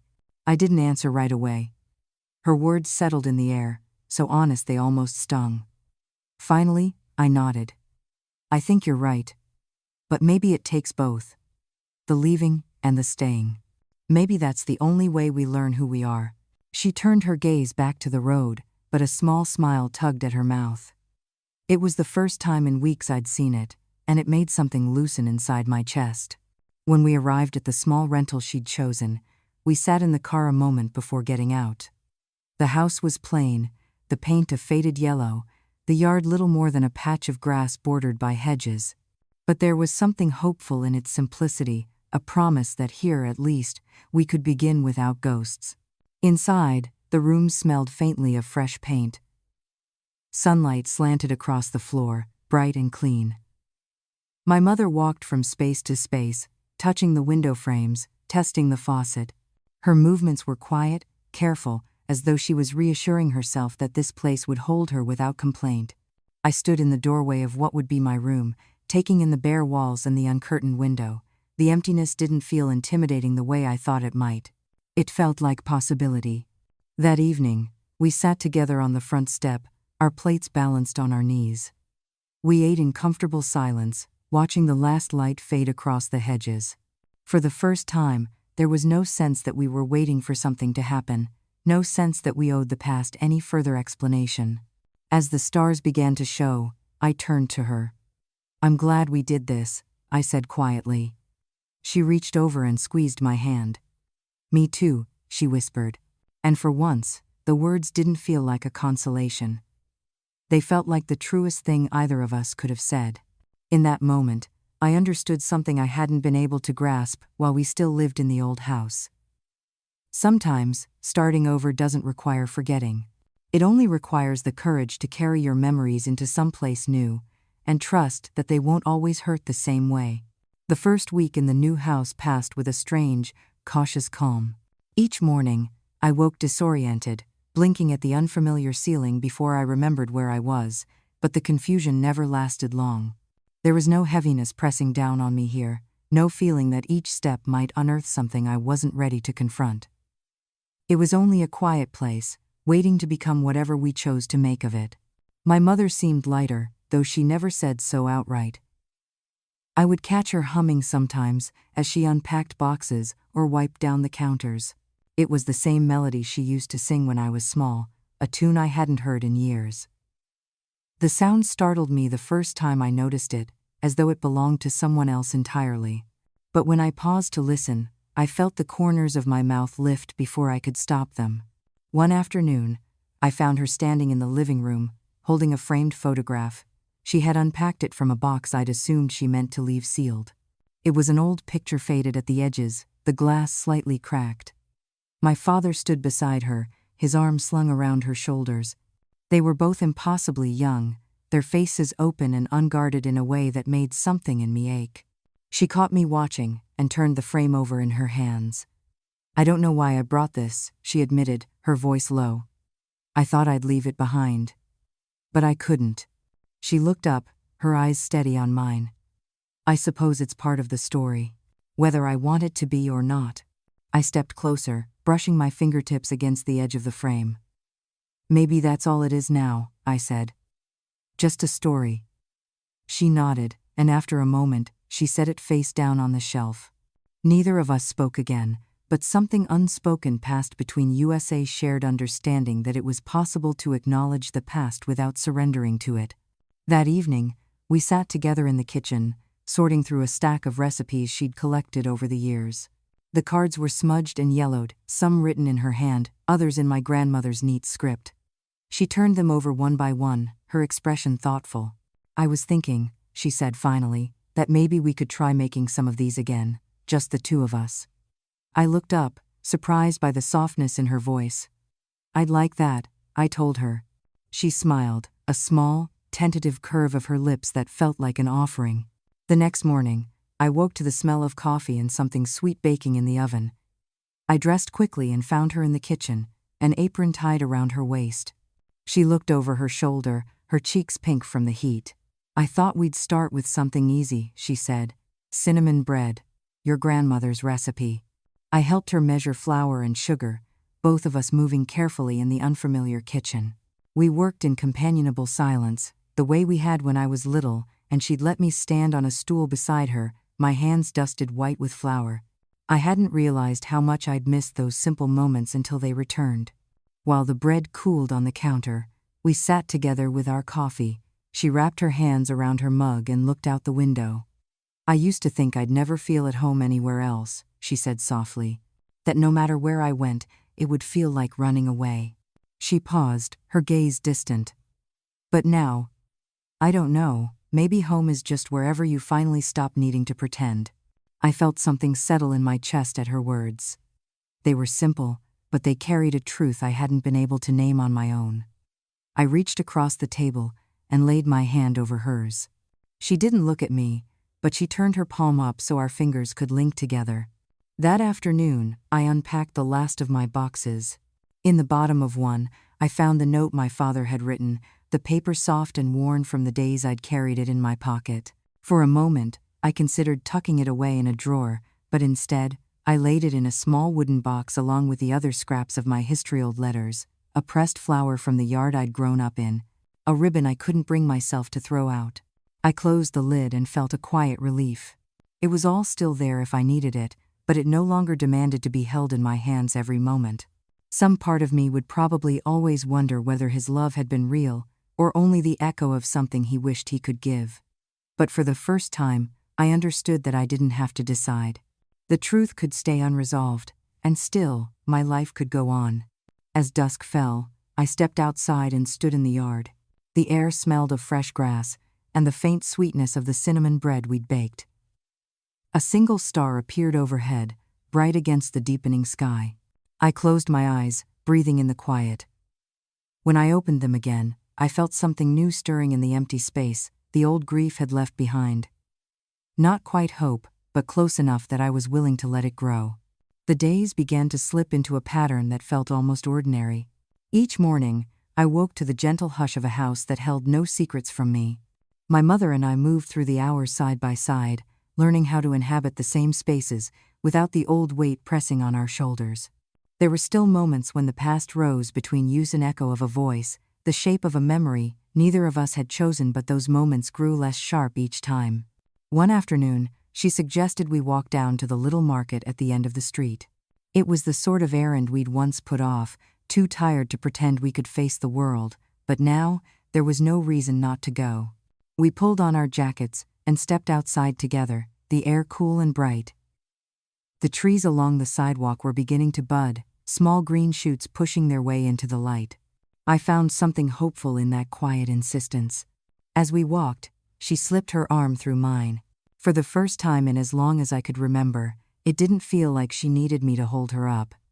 It felt simply like she wanted to be close. The market was small, the shelves lined with things we hadn't thought to miss: jars of jam, fresh rolls wrapped in waxed paper, flowers in metal buckets by the door. My mother paused by the tulips, her fingers brushing the bright petals. I watched her pick out a small bouquet, the stems wrapped in brown paper. She held them to her chest as we waited in line, her expression soft. When we got home, she set the flowers in a glass jar on the kitchen table. They looked almost too bright for the plain room, as if they were declaring themselves in a place that had long been quiet. I realized, watching her adjust them until they stood just so, that maybe that was the point. Maybe it was time to allow some small beauty back into our days, whether we thought we were ready or not. Later, I went into my room and sat by the window. The afternoon light slanted across the floor, painting everything in gold. I rested my forehead against the glass and thought about the years that had led me here, the longing that had turned into disappointment, the hurt that had become an ache I carried without noticing. I couldn't say the ache had disappeared, but it no longer felt like something that defined me. It had become only one part of a larger story, and not the part I needed to measure my days by anymore. That evening, I found my mother sitting on the porch steps, her hands folded in her lap. She didn't look up as I joined her, but after a moment, she spoke. "Do you ever think about what you'll keep?" she asked, her voice low. "Not the things, but the pieces of all this, the parts you can't quite put down." I considered that. The question wasn't simple, and I didn't want to pretend it was. "I think I'll keep the things that taught me something," I said finally. "Even if I didn't want to learn them." She turned to me, her eyes damp but steady. "Like what?" she whispered. I thought about the house we'd left behind, the nights I'd spent wondering whether he would ever come back, and the moment I finally understood that coming back didn't mean he could stay. I thought about the ways my mother had tried to protect me, even when she was just as lost as I was. "Like knowing you can survive loving someone who can't love you the way you deserve," I said, "and that surviving it doesn't mean you have to keep carrying it." Her breath caught, a small sound in the quiet dusk. She reached over and took my hand, her grip warm and certain. "That's enough," she said. Maybe that's all any of us can hope for. We sat there until the stars began to appear, bright pinpoints in a sky that felt wider than it ever had before. I realized I didn't feel the need to fill the silence with explanations. There was a comfort in sitting beside her, in knowing the story didn't have to be resolved for us to go on living. Later, as I lay in bed, I thought again of the note I'd tucked away in the wooden box. I didn't feel the urge to read it, but I was glad I hadn't thrown it out. It was proof of something, though I still couldn't decide what. Maybe that was all right. Maybe it was enough just to let it rest without needing to decide whether it had the power to hurt me anymore. When I closed my eyes, I felt a small, unexpected peace settle in my chest. Not the absence of sadness, because that would have been too easy, too neat, but a soft acceptance that it could live alongside other things. Hope, gratitude, even a kind of quiet joy I hadn't trusted in years. And as sleep began to pull me under, I knew this was what it meant to start again. Not to forget, not to erase, but to build something new with what remained. In the weeks that followed, the new house began to feel less like a place we were only visiting. Each day, we added some small detail that made it ours: a quilt draped across the back of the sofa, a row of jars lined up on the kitchen shelf, a hook by the door for my mother's cardigan. None of it seemed remarkable on its own, but together these small choices stitched themselves into something that felt like belonging. One morning, I woke early to find her already at the kitchen table, paging through a catalog she'd picked up at the market. It was full of pictures of garden supplies, packets of seeds, spools of twine, bright clay pots. She glanced up when she saw me, a faint color rising in her cheeks, as though she felt shy about wanting something that looked forward instead of back. I poured us both coffee and sat down across from her. She hesitated, then tapped her finger against a photograph of a wooden planter box. "I was thinking," she said softly, "maybe we could grow something. Herbs, perhaps. Or flowers. Just a little patch." Her voice trailed off, and she looked out the window as if expecting the idea to be dismissed. Instead, I nodded. "I'd like that," I told her. It felt important to say it out loud, to let her know it wasn't foolish to imagine something green pushing up through the soil. That afternoon, we walked around the yard together, studying the patch of grass behind the house. The soil was thin and rocky in places, but there was one corner near the fence that caught the sun for most of the day. My mother stood there a long time, her arms folded across her chest, her eyes narrowed in concentration. Finally, she looked at me, and for the first time since we'd moved in, she smiled without any trace of sadness. "Here," she said. "I think this is the spot." We spent the next days preparing it, clearing the weeds and breaking up the clumps of dry earth. Our hands grew sore from the work, but neither of us complained. There was something satisfying in feeling the dirt crumble beneath our palms, something grounding about the simple fact of doing instead of remembering. In the evenings, we sat on the back step and watched the light slip behind the fence. Sometimes we talked about what we'd plant. Other times, we sat in a comfortable hush, our tired bodies leaning against each other in the twilight. Those hours felt like a promise neither of us had dared to make before, that even after everything, we still deserved to hope for small, ordinary joys.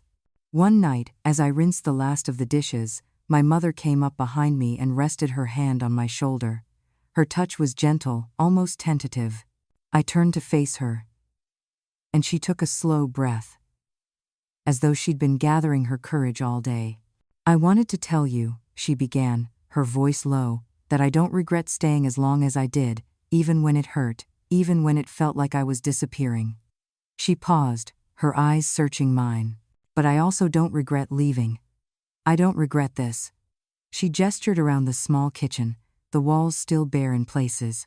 "This is the first time in my life I felt like I'm exactly where I'm supposed to be." Her words surprised me, but not in the way I'd expected. It wasn't that I hadn't believed she could find peace, it was that I hadn't known how much I'd needed to hear her say it. I reached for her hand and held it, feeling her pulse flutter under my fingers. "I'm glad you told me," I said quietly, and I meant it. That night, as I lay in bed, I thought again of the garden we would plant, of the way the soil had clung to my palms, gritty and real. It struck me how much I'd once feared that leaving the old house would mean losing the last connection to everything that had shaped us. But here, in this simpler place, I was beginning to understand that what mattered had come with us all along. The memories hadn't vanished. They still woke me sometimes, surfacing in dreams I couldn't always name. But they no longer felt like anchors. They were simply part of the landscape present, but not inescapable. In the quiet before sleep, I thought of my father, of the letter I had tucked away in the wooden box. I still didn't know if I forgave him. I wasn't sure forgiveness was even the right word. But I no longer felt bound to the question. He had given me pieces of himself, some good, some unfixable, and I had finally learned I didn't have to sort them into tidy categories to keep moving. As dawn crept over the horizon, I felt a quiet steadiness settle in my chest. It wasn't joy, not exactly, but it was something close, a readiness to see what would grow from the earth we had cleared together. For the first time, that felt like enough. The morning we planted the first seeds dawned pale and cool. I woke to the quiet tap of my mother moving around the kitchen, her footsteps soft but purposeful. When I stepped out of my room, I found her standing by the window, a small paper bag of seed packets cradled in her arms. She turned to me with an expression I hadn't seen in years, something unguarded and almost eager, as if she were about to suggest an adventure. We carried everything outside together: the trowels, the watering can, the spools of twine she had insisted on buying. The sky overhead was a smooth, unbroken gray, the air damp with the promise of rain. But neither of us suggested waiting for clearer weather. Some things can't be postponed forever. Some things have to begin precisely because you are tired of putting them off. We knelt side by side in the narrow strip of turned earth. My mother opened the first packet and poured a careful measure into her palm. The seeds looked impossibly small, hardly more than dust, and for a moment, I felt the familiar twist of doubt. Was this really worth trying? Wasn't it easier to keep our expectations modest, to avoid the risk of watching something else fail to thrive? But when she pressed the first seeds into the soil with her thumb, I felt the last of my hesitation dissolve. We moved slowly, working methodically down the row. Every time our hands brushed, she glanced at me with a little nod, as if to remind us both that this was no longer about the past. It was about what might still be possible. When we finished, we sat back on our heels, studying the dark line of earth that marked our effort. The wind had picked up, rustling the pale shoots along the fence line. My mother exhaled a quiet, steadying breath. "I didn't expect this to feel like anything," she admitted. "But it does. It feels right." I reached over and set my hand over hers. "I know," I said, "it does." Inside, we washed our hands in the kitchen sink, the water running brown as it slid over our skin. My mother rubbed her palms dry on a dish towel, then folded it carefully as though she wanted to savor the simple satisfaction of the task. For the rest of the afternoon, she kept glancing out the window, her eyes tracking the garden as though she needed proof it was still there. Later, while she napped in her chair, I unpacked the last of my boxes. At the bottom of one, I found an old photograph I hadn't realized I'd brought. It was the three of us, standing in front of the house we had finally left behind. My father's hand rested on my shoulder, and my mother held her purse in both arms, her expression uncertain but determined. We must have posed for the picture in one of those brief, hopeful intervals when we believed things could change if we only tried hard enough. I sat on the edge of the bed, turning the photo over in my hands. I didn't feel the familiar ache when I looked at his face. There was a tenderness in the memory, and a kind of sorrow that didn't need to be resolved. He had done what he could, and what he couldn't. We all had. That evening, I joined my mother on the porch. The sky had begun to clear, the first pale stars visible in the wash of twilight. She held a cup of tea between her palms, warming her fingers. For a long while, we sat without speaking. The hush between us felt easy in a way it never had before. Finally, she cleared her throat. "I've been thinking," she said. "Maybe we could plant something else next season. Tomatoes, perhaps. Or beans. Something we can pick together." I smiled. "I'd like that," I told her. And I meant it. Down to the quietest part of me. She sipped her tea, her gaze fixed on the patch of garden. "You know," she murmured, "I used to believe that if I left everything behind, it would mean I had failed, that I wasn't strong enough to hold on." She looked at me, her expression calm. "But maybe letting go is its own kind of strength." I didn't answer right away. I wanted to remember the way her voice sounded just then, steady, unashamed. "Maybe," I said finally. It's the only kind that matters. When the last of the daylight slipped away, we rose and went back inside. The house was warm, the soft lamplight glinting on the clean countertops and the few photographs we had chosen to keep. For the first time, it felt like a place we hadn't inherited but had made ourselves. Before bed, I went to the window one last time. The small rectangle of earth was still dark and bare, but I knew that beneath the surface, something had already begun to change. It would take time to see it, to trust it was really growing. But that no longer frightened me. As I lay down, I felt a quiet certainty settle over me, a belief that whatever came next, we would find a way to meet it without flinching. And in that small, ordinary moment, I realized we already had everything we needed. In the weeks that followed, the weather softened by small degrees. The air lost its cold edge, and the pale shoots we'd buried began to nudge their way above the soil. Each morning, my mother stood by the kitchen window, studying the thin green stems as if they were proof that we hadn't imagined our new beginning. I started to understand why she lingered there so often. Watching something grow felt like a promise no one could take away. One afternoon, she called me to the back step, her voice threaded with quiet excitement. I wiped my hands on a towel and hurried out to find her crouched beside the garden bed. She didn't look up as I approached, but pointed at the neat row of seedlings. "Do you see them?" she asked, her words hushed, as though speaking too loudly might frighten them back into the dirt. I knelt beside her, following the line of her finger. Tiny leaves, no bigger than my thumbnail, trembled in the breeze. They looked impossibly fragile. Yet there they were, alive and persistent. I felt a slow smile spread across my face. "I see them," I murmured. She exhaled, her shoulders easing, as if she'd been holding her breath for days. We stayed there, side by side, letting the silence stretch. It wasn't the heavy quiet that used to fill our old house, weighted with everything unsaid. This was something softer, made from the shared relief of witnessing proof that life could begin again in unexpected places. That evening, after dinner, I wandered into my room and opened the wooden box I'd carried from one house to the next. Inside lay the letters, the photographs, and the single note I still hadn't been able to throw away. I rested my fingertips against the folded paper, feeling the worn edges. For the first time, I didn't feel the same ache when I looked at it. Instead, there was a gentler recognition and understanding that whatever power it once held over me had begun to fade. I closed the lid without unfolding the note. It didn't feel like avoidance, it felt like acceptance. The past was still mine, but it no longer demanded to be the only story I could tell. When I rejoined my mother in the living room, she was knitting something soft and blue. She glanced up with a question in her eyes, but I only shook my head. She didn't press, and I was grateful for that. We'd learned, finally, how to give each other space without interpreting it as distance.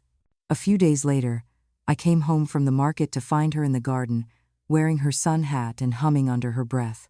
I paused by the gate, watching her lean over the small plants, her hands moving gently among the leaves. For a moment, it was easy to pretend we had always lived this way, untethered from the old grief, free to tend what was right in front of us. She glanced up and caught me watching. Her smile was small but sure. "You should plant something of your own," she called. "There's still room." I carried the groceries inside, her words echoing in my mind. That evening, I rummaged through the packets of seeds she kept in a basket on the counter. My fingers hesitated over each one, considering. Finally, I chose a packet of marigolds, remembering how they had lined the walkway of the house we'd left behind. Back then, I'd resented their brightness, show they dared to bloom no matter how dark the rest of our life had felt. But now, I thought maybe that was the point. The next morning, I pressed the seeds into a corner of the garden. My mother watched from the porch, her hands clasped lightly. Neither of us spoke. There was no need to narrate this small act of defiance, this decision to claim a little more ground for ourselves. That night, as I lay in bed, I thought about those hidden seeds waiting under the soil. It would be weeks before they showed themselves, and even then, they would be modest in their splendor. But it comforted me to know they were there, taking root in the darkness, preparing to rise. I closed my eyes, the hush of the house settling around me. For so long, I'd believed peace was something that arrived all at once, a single, blinding revelation that wiped away everything that hurt. But as I drifted towards sleep, I understood that maybe peace was quieter than that. Maybe it came in small increments: a tender green shoot, the warmth of my mother's hand, the knowledge that each day we chose to keep going was its own kind of triumph. And in that soft, unremarkable moment, I felt sure we were finally learning how to live in the present without needing to rewrite the past. It was not a perfect life, but it was real. And for the first time, that felt like more than enough. In the weeks that followed, the garden took on a life of its own. Every morning, my mother rose early to stand at the edge of the small plot, studying the new growth with a tenderness I hadn't seen in her for years. The seedlings had thickened into something sturdier, their leaves reaching for the light, with a quiet insistence that felt contagious. Sometimes, I joined her before breakfast, and we walked the short rows together, pointing out each small change. The marigolds I'd planted had finally pushed through the soil, a scatter of pale green shoots that promised color I could almost imagine. Each time I looked at them, I felt the strange relief of knowing that even the smallest beginnings could matter. One afternoon, while she trimmed away dead leaves, I sat on the back step with a book open in my lap, but I wasn't reading. Instead, I watched her move among the plants, the sun catching in her hair, her hands sure and unhurried. For so long, I had only seen her as a woman hemmed in by regret, someone who'd forgotten how to want anything that didn't come wrapped in caution. Now, as she hummed to herself and brushed soil from her palms, she seemed like someone entirely new. She looked over and caught my gaze. "What?" she called lightly, as if she could feel the shape of my thoughts. I shook my head. "Nothing," I said. "Just glad you're here." The way her face softened made my chest ache in the best way. That evening, we ate dinner by the open window. The breeze carried the scent of damp earth and new blossoms. Between bites, my mother reached across the table to touch my wrist. "Do you ever wonder," she asked, "if it would have been different if we'd left sooner?" The question surprised Minot because I hadn't thought it myself, but because she'd never been willing to say it aloud. I set down my fork and looked at her carefully. "I used to wonder all the time," I admitted, "but not so much now." Her eyes searched mine, waiting. "I think we left exactly when we were able to," I went on. "No earlier, no later. Maybe that was the best we could do." She let out a breath, her shoulders easing. "I think you're right," she said, though her voice was soft with the lingering sadness of it. We were both quiet for a while after that, but it didn't feel heavy, just honest. The next morning, I woke before dawn and slipped outside to stand by the garden. The marigold sprouts were taller now, their leaves tipped with dew. I crouched to trace one delicate stem with my fingertip. For so long, I'd imagined that healing would look like some sudden transformation, a final moment when the past simply stopped mattering. But as the sky lightened over the fence, I realized it was more like this. Small progress, tiny proofs, a patient unfolding you had to be willing to witness. Later that day, we carried a basket out to the garden to gather the first herbs ready for picking. My mother held the clippers in her hand, but she paused, studying the neat rows as if she needed to memorize them. When she finally began to cut, she did so carefully, as if each stem deserved a moment of gratitude. We brought the basket inside, our hands scented with basil and thyme. As she rinsed the leaves at the sink, she looked over her shoulder. "I think we should cook something special tonight," she said. "To mark the day." I smiled. "All right, what are we celebrating?" She paused, a sprig of parsley held between her fingers. "That we stayed," she said after a moment, "and that we left, both." Her words landed in my chest with the gentle certainty of something I'd been waiting to hear. That evening, the house filled with the warm aroma of herbs and butter. We set the table with the mismatched plates she'd unpacked the first week we moved in, and for the first time in as long as I could remember, it felt like a place that belonged only to us. When we sat down, she raised her glass, her eyes shining in the candlelight. "To what comes next," she said softly. I lifted mine to meet hers. "To what comes next?" After dinner, we sat in the quiet, the plates pushed aside. The breeze shifted the curtains, carrying the faint scent of earth and the promise of more growing seasons ahead. I looked around the small kitchen, at the walls still bare in places, and felt no urgency to fill them. We had time. As I lay in bed that night, I thought about all the ways this life was simpler than the one we'd left, fewer rooms, less history clinging to every corner, but that simplicity felt like a gift, not a loss. It meant there was room to decide who we wanted to be, unencumbered by old expectations. I closed my eyes, listening to the hush that had once felt like a burden. Now, it sounded like peace. Or something close enough that I no longer felt the need to question it. And as sleep took me, I knew with quiet certainty that whatever else lay ahead, we would meet it together rooted, at last, in something steady and true.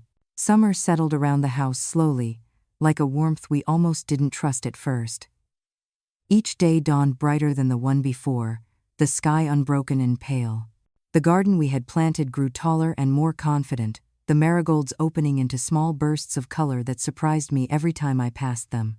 My mother began leaving the kitchen window open from morning until dusk, letting the scent of fresh earth drift in to mingle with the quiet rhythms of our days. One afternoon, I came home from the market to find her sitting on the back step, a book resting forgotten in her lap. She was watching a sparrow hop among the rows of herbs, her expression open in a way I hadn't seen since I was a child. She didn't hear me approach, and for a moment, I simply stood there, feeling the unspoken wonder of seeing her at ease. When she finally looked up, she gave me a small smile. "He's been here every day this week," she said, nodding toward the bird. "I think he likes it here." Her voice held no trace of irony, only a gentle affection. I set my basket down and sat beside her. "Maybe he can tell it's a good place to land," I said quietly. She didn't answer, but she reached over and laid her hand on top of mine, her touch steady and light. That evening, we prepared supper together without speaking much. The air was warm enough that we ate outside, the table pushed into a patch of late sun. As we finished, my mother leaned back in her chair, her gaze drifting to the marigolds. "I used to think those flowers were too bright," she murmured. "Too much. But now, I don't know. Maybe it's all right to have something that insists on being seen."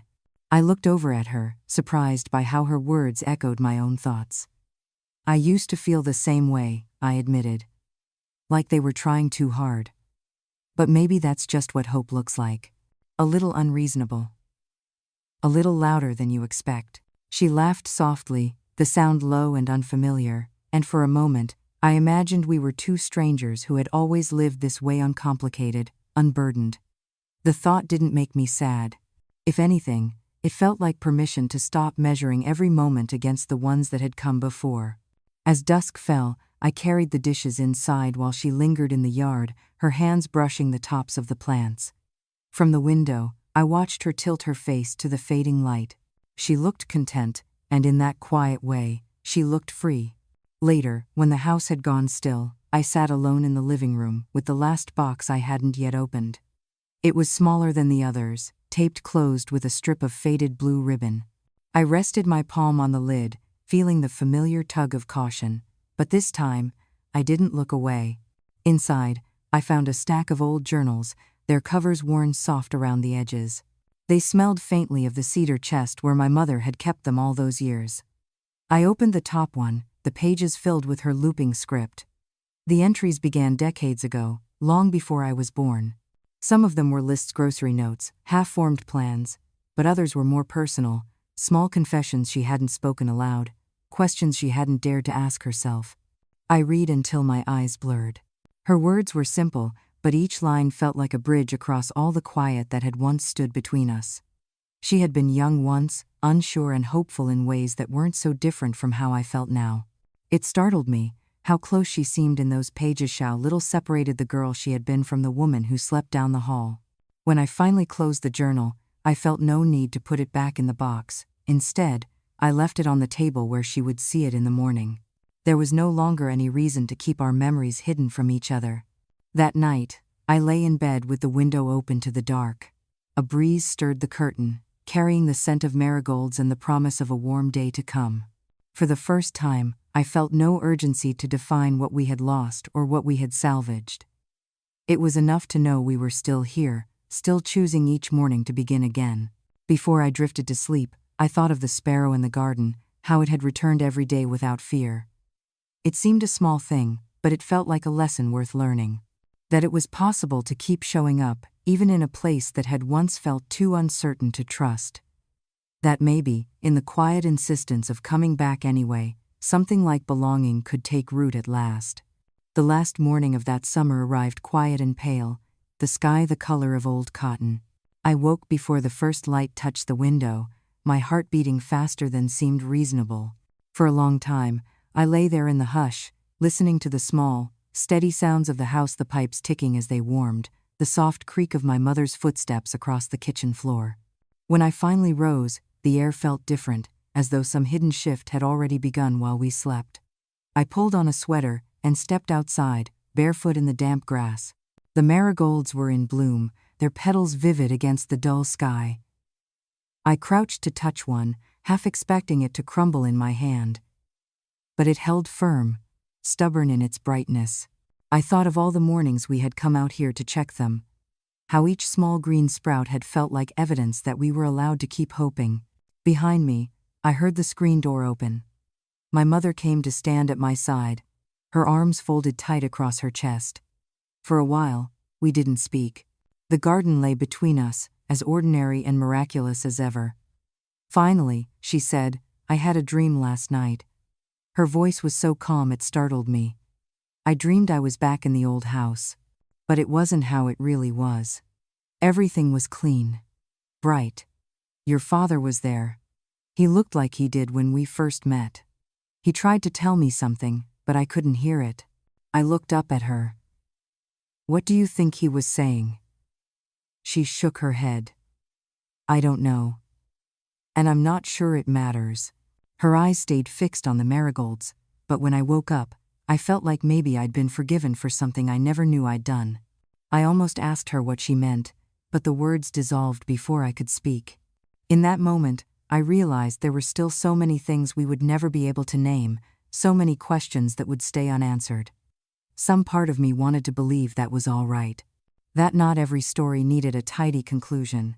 But as I stood there beside her, a chill crept through my chest, as if the dream had left something behind neither of us could see. That afternoon, the sky grew heavy and strange, thick with the promise of rain. My mother disappeared into her room and closed the door, leaving me alone with the hush that always fell when she withdrew. I tried to read, but the words blurred on the page. I tried to cook, but nothing tasted like anything. By dusk, I was sitting at the kitchen table, my hands folded tight, staring at the garden through the rain-slicked glass. When she didn't come out for supper, I knocked lightly on her door. There was no answer. A single heartbeat of dread passed through me, cold and certain. I turned the handle and stepped inside.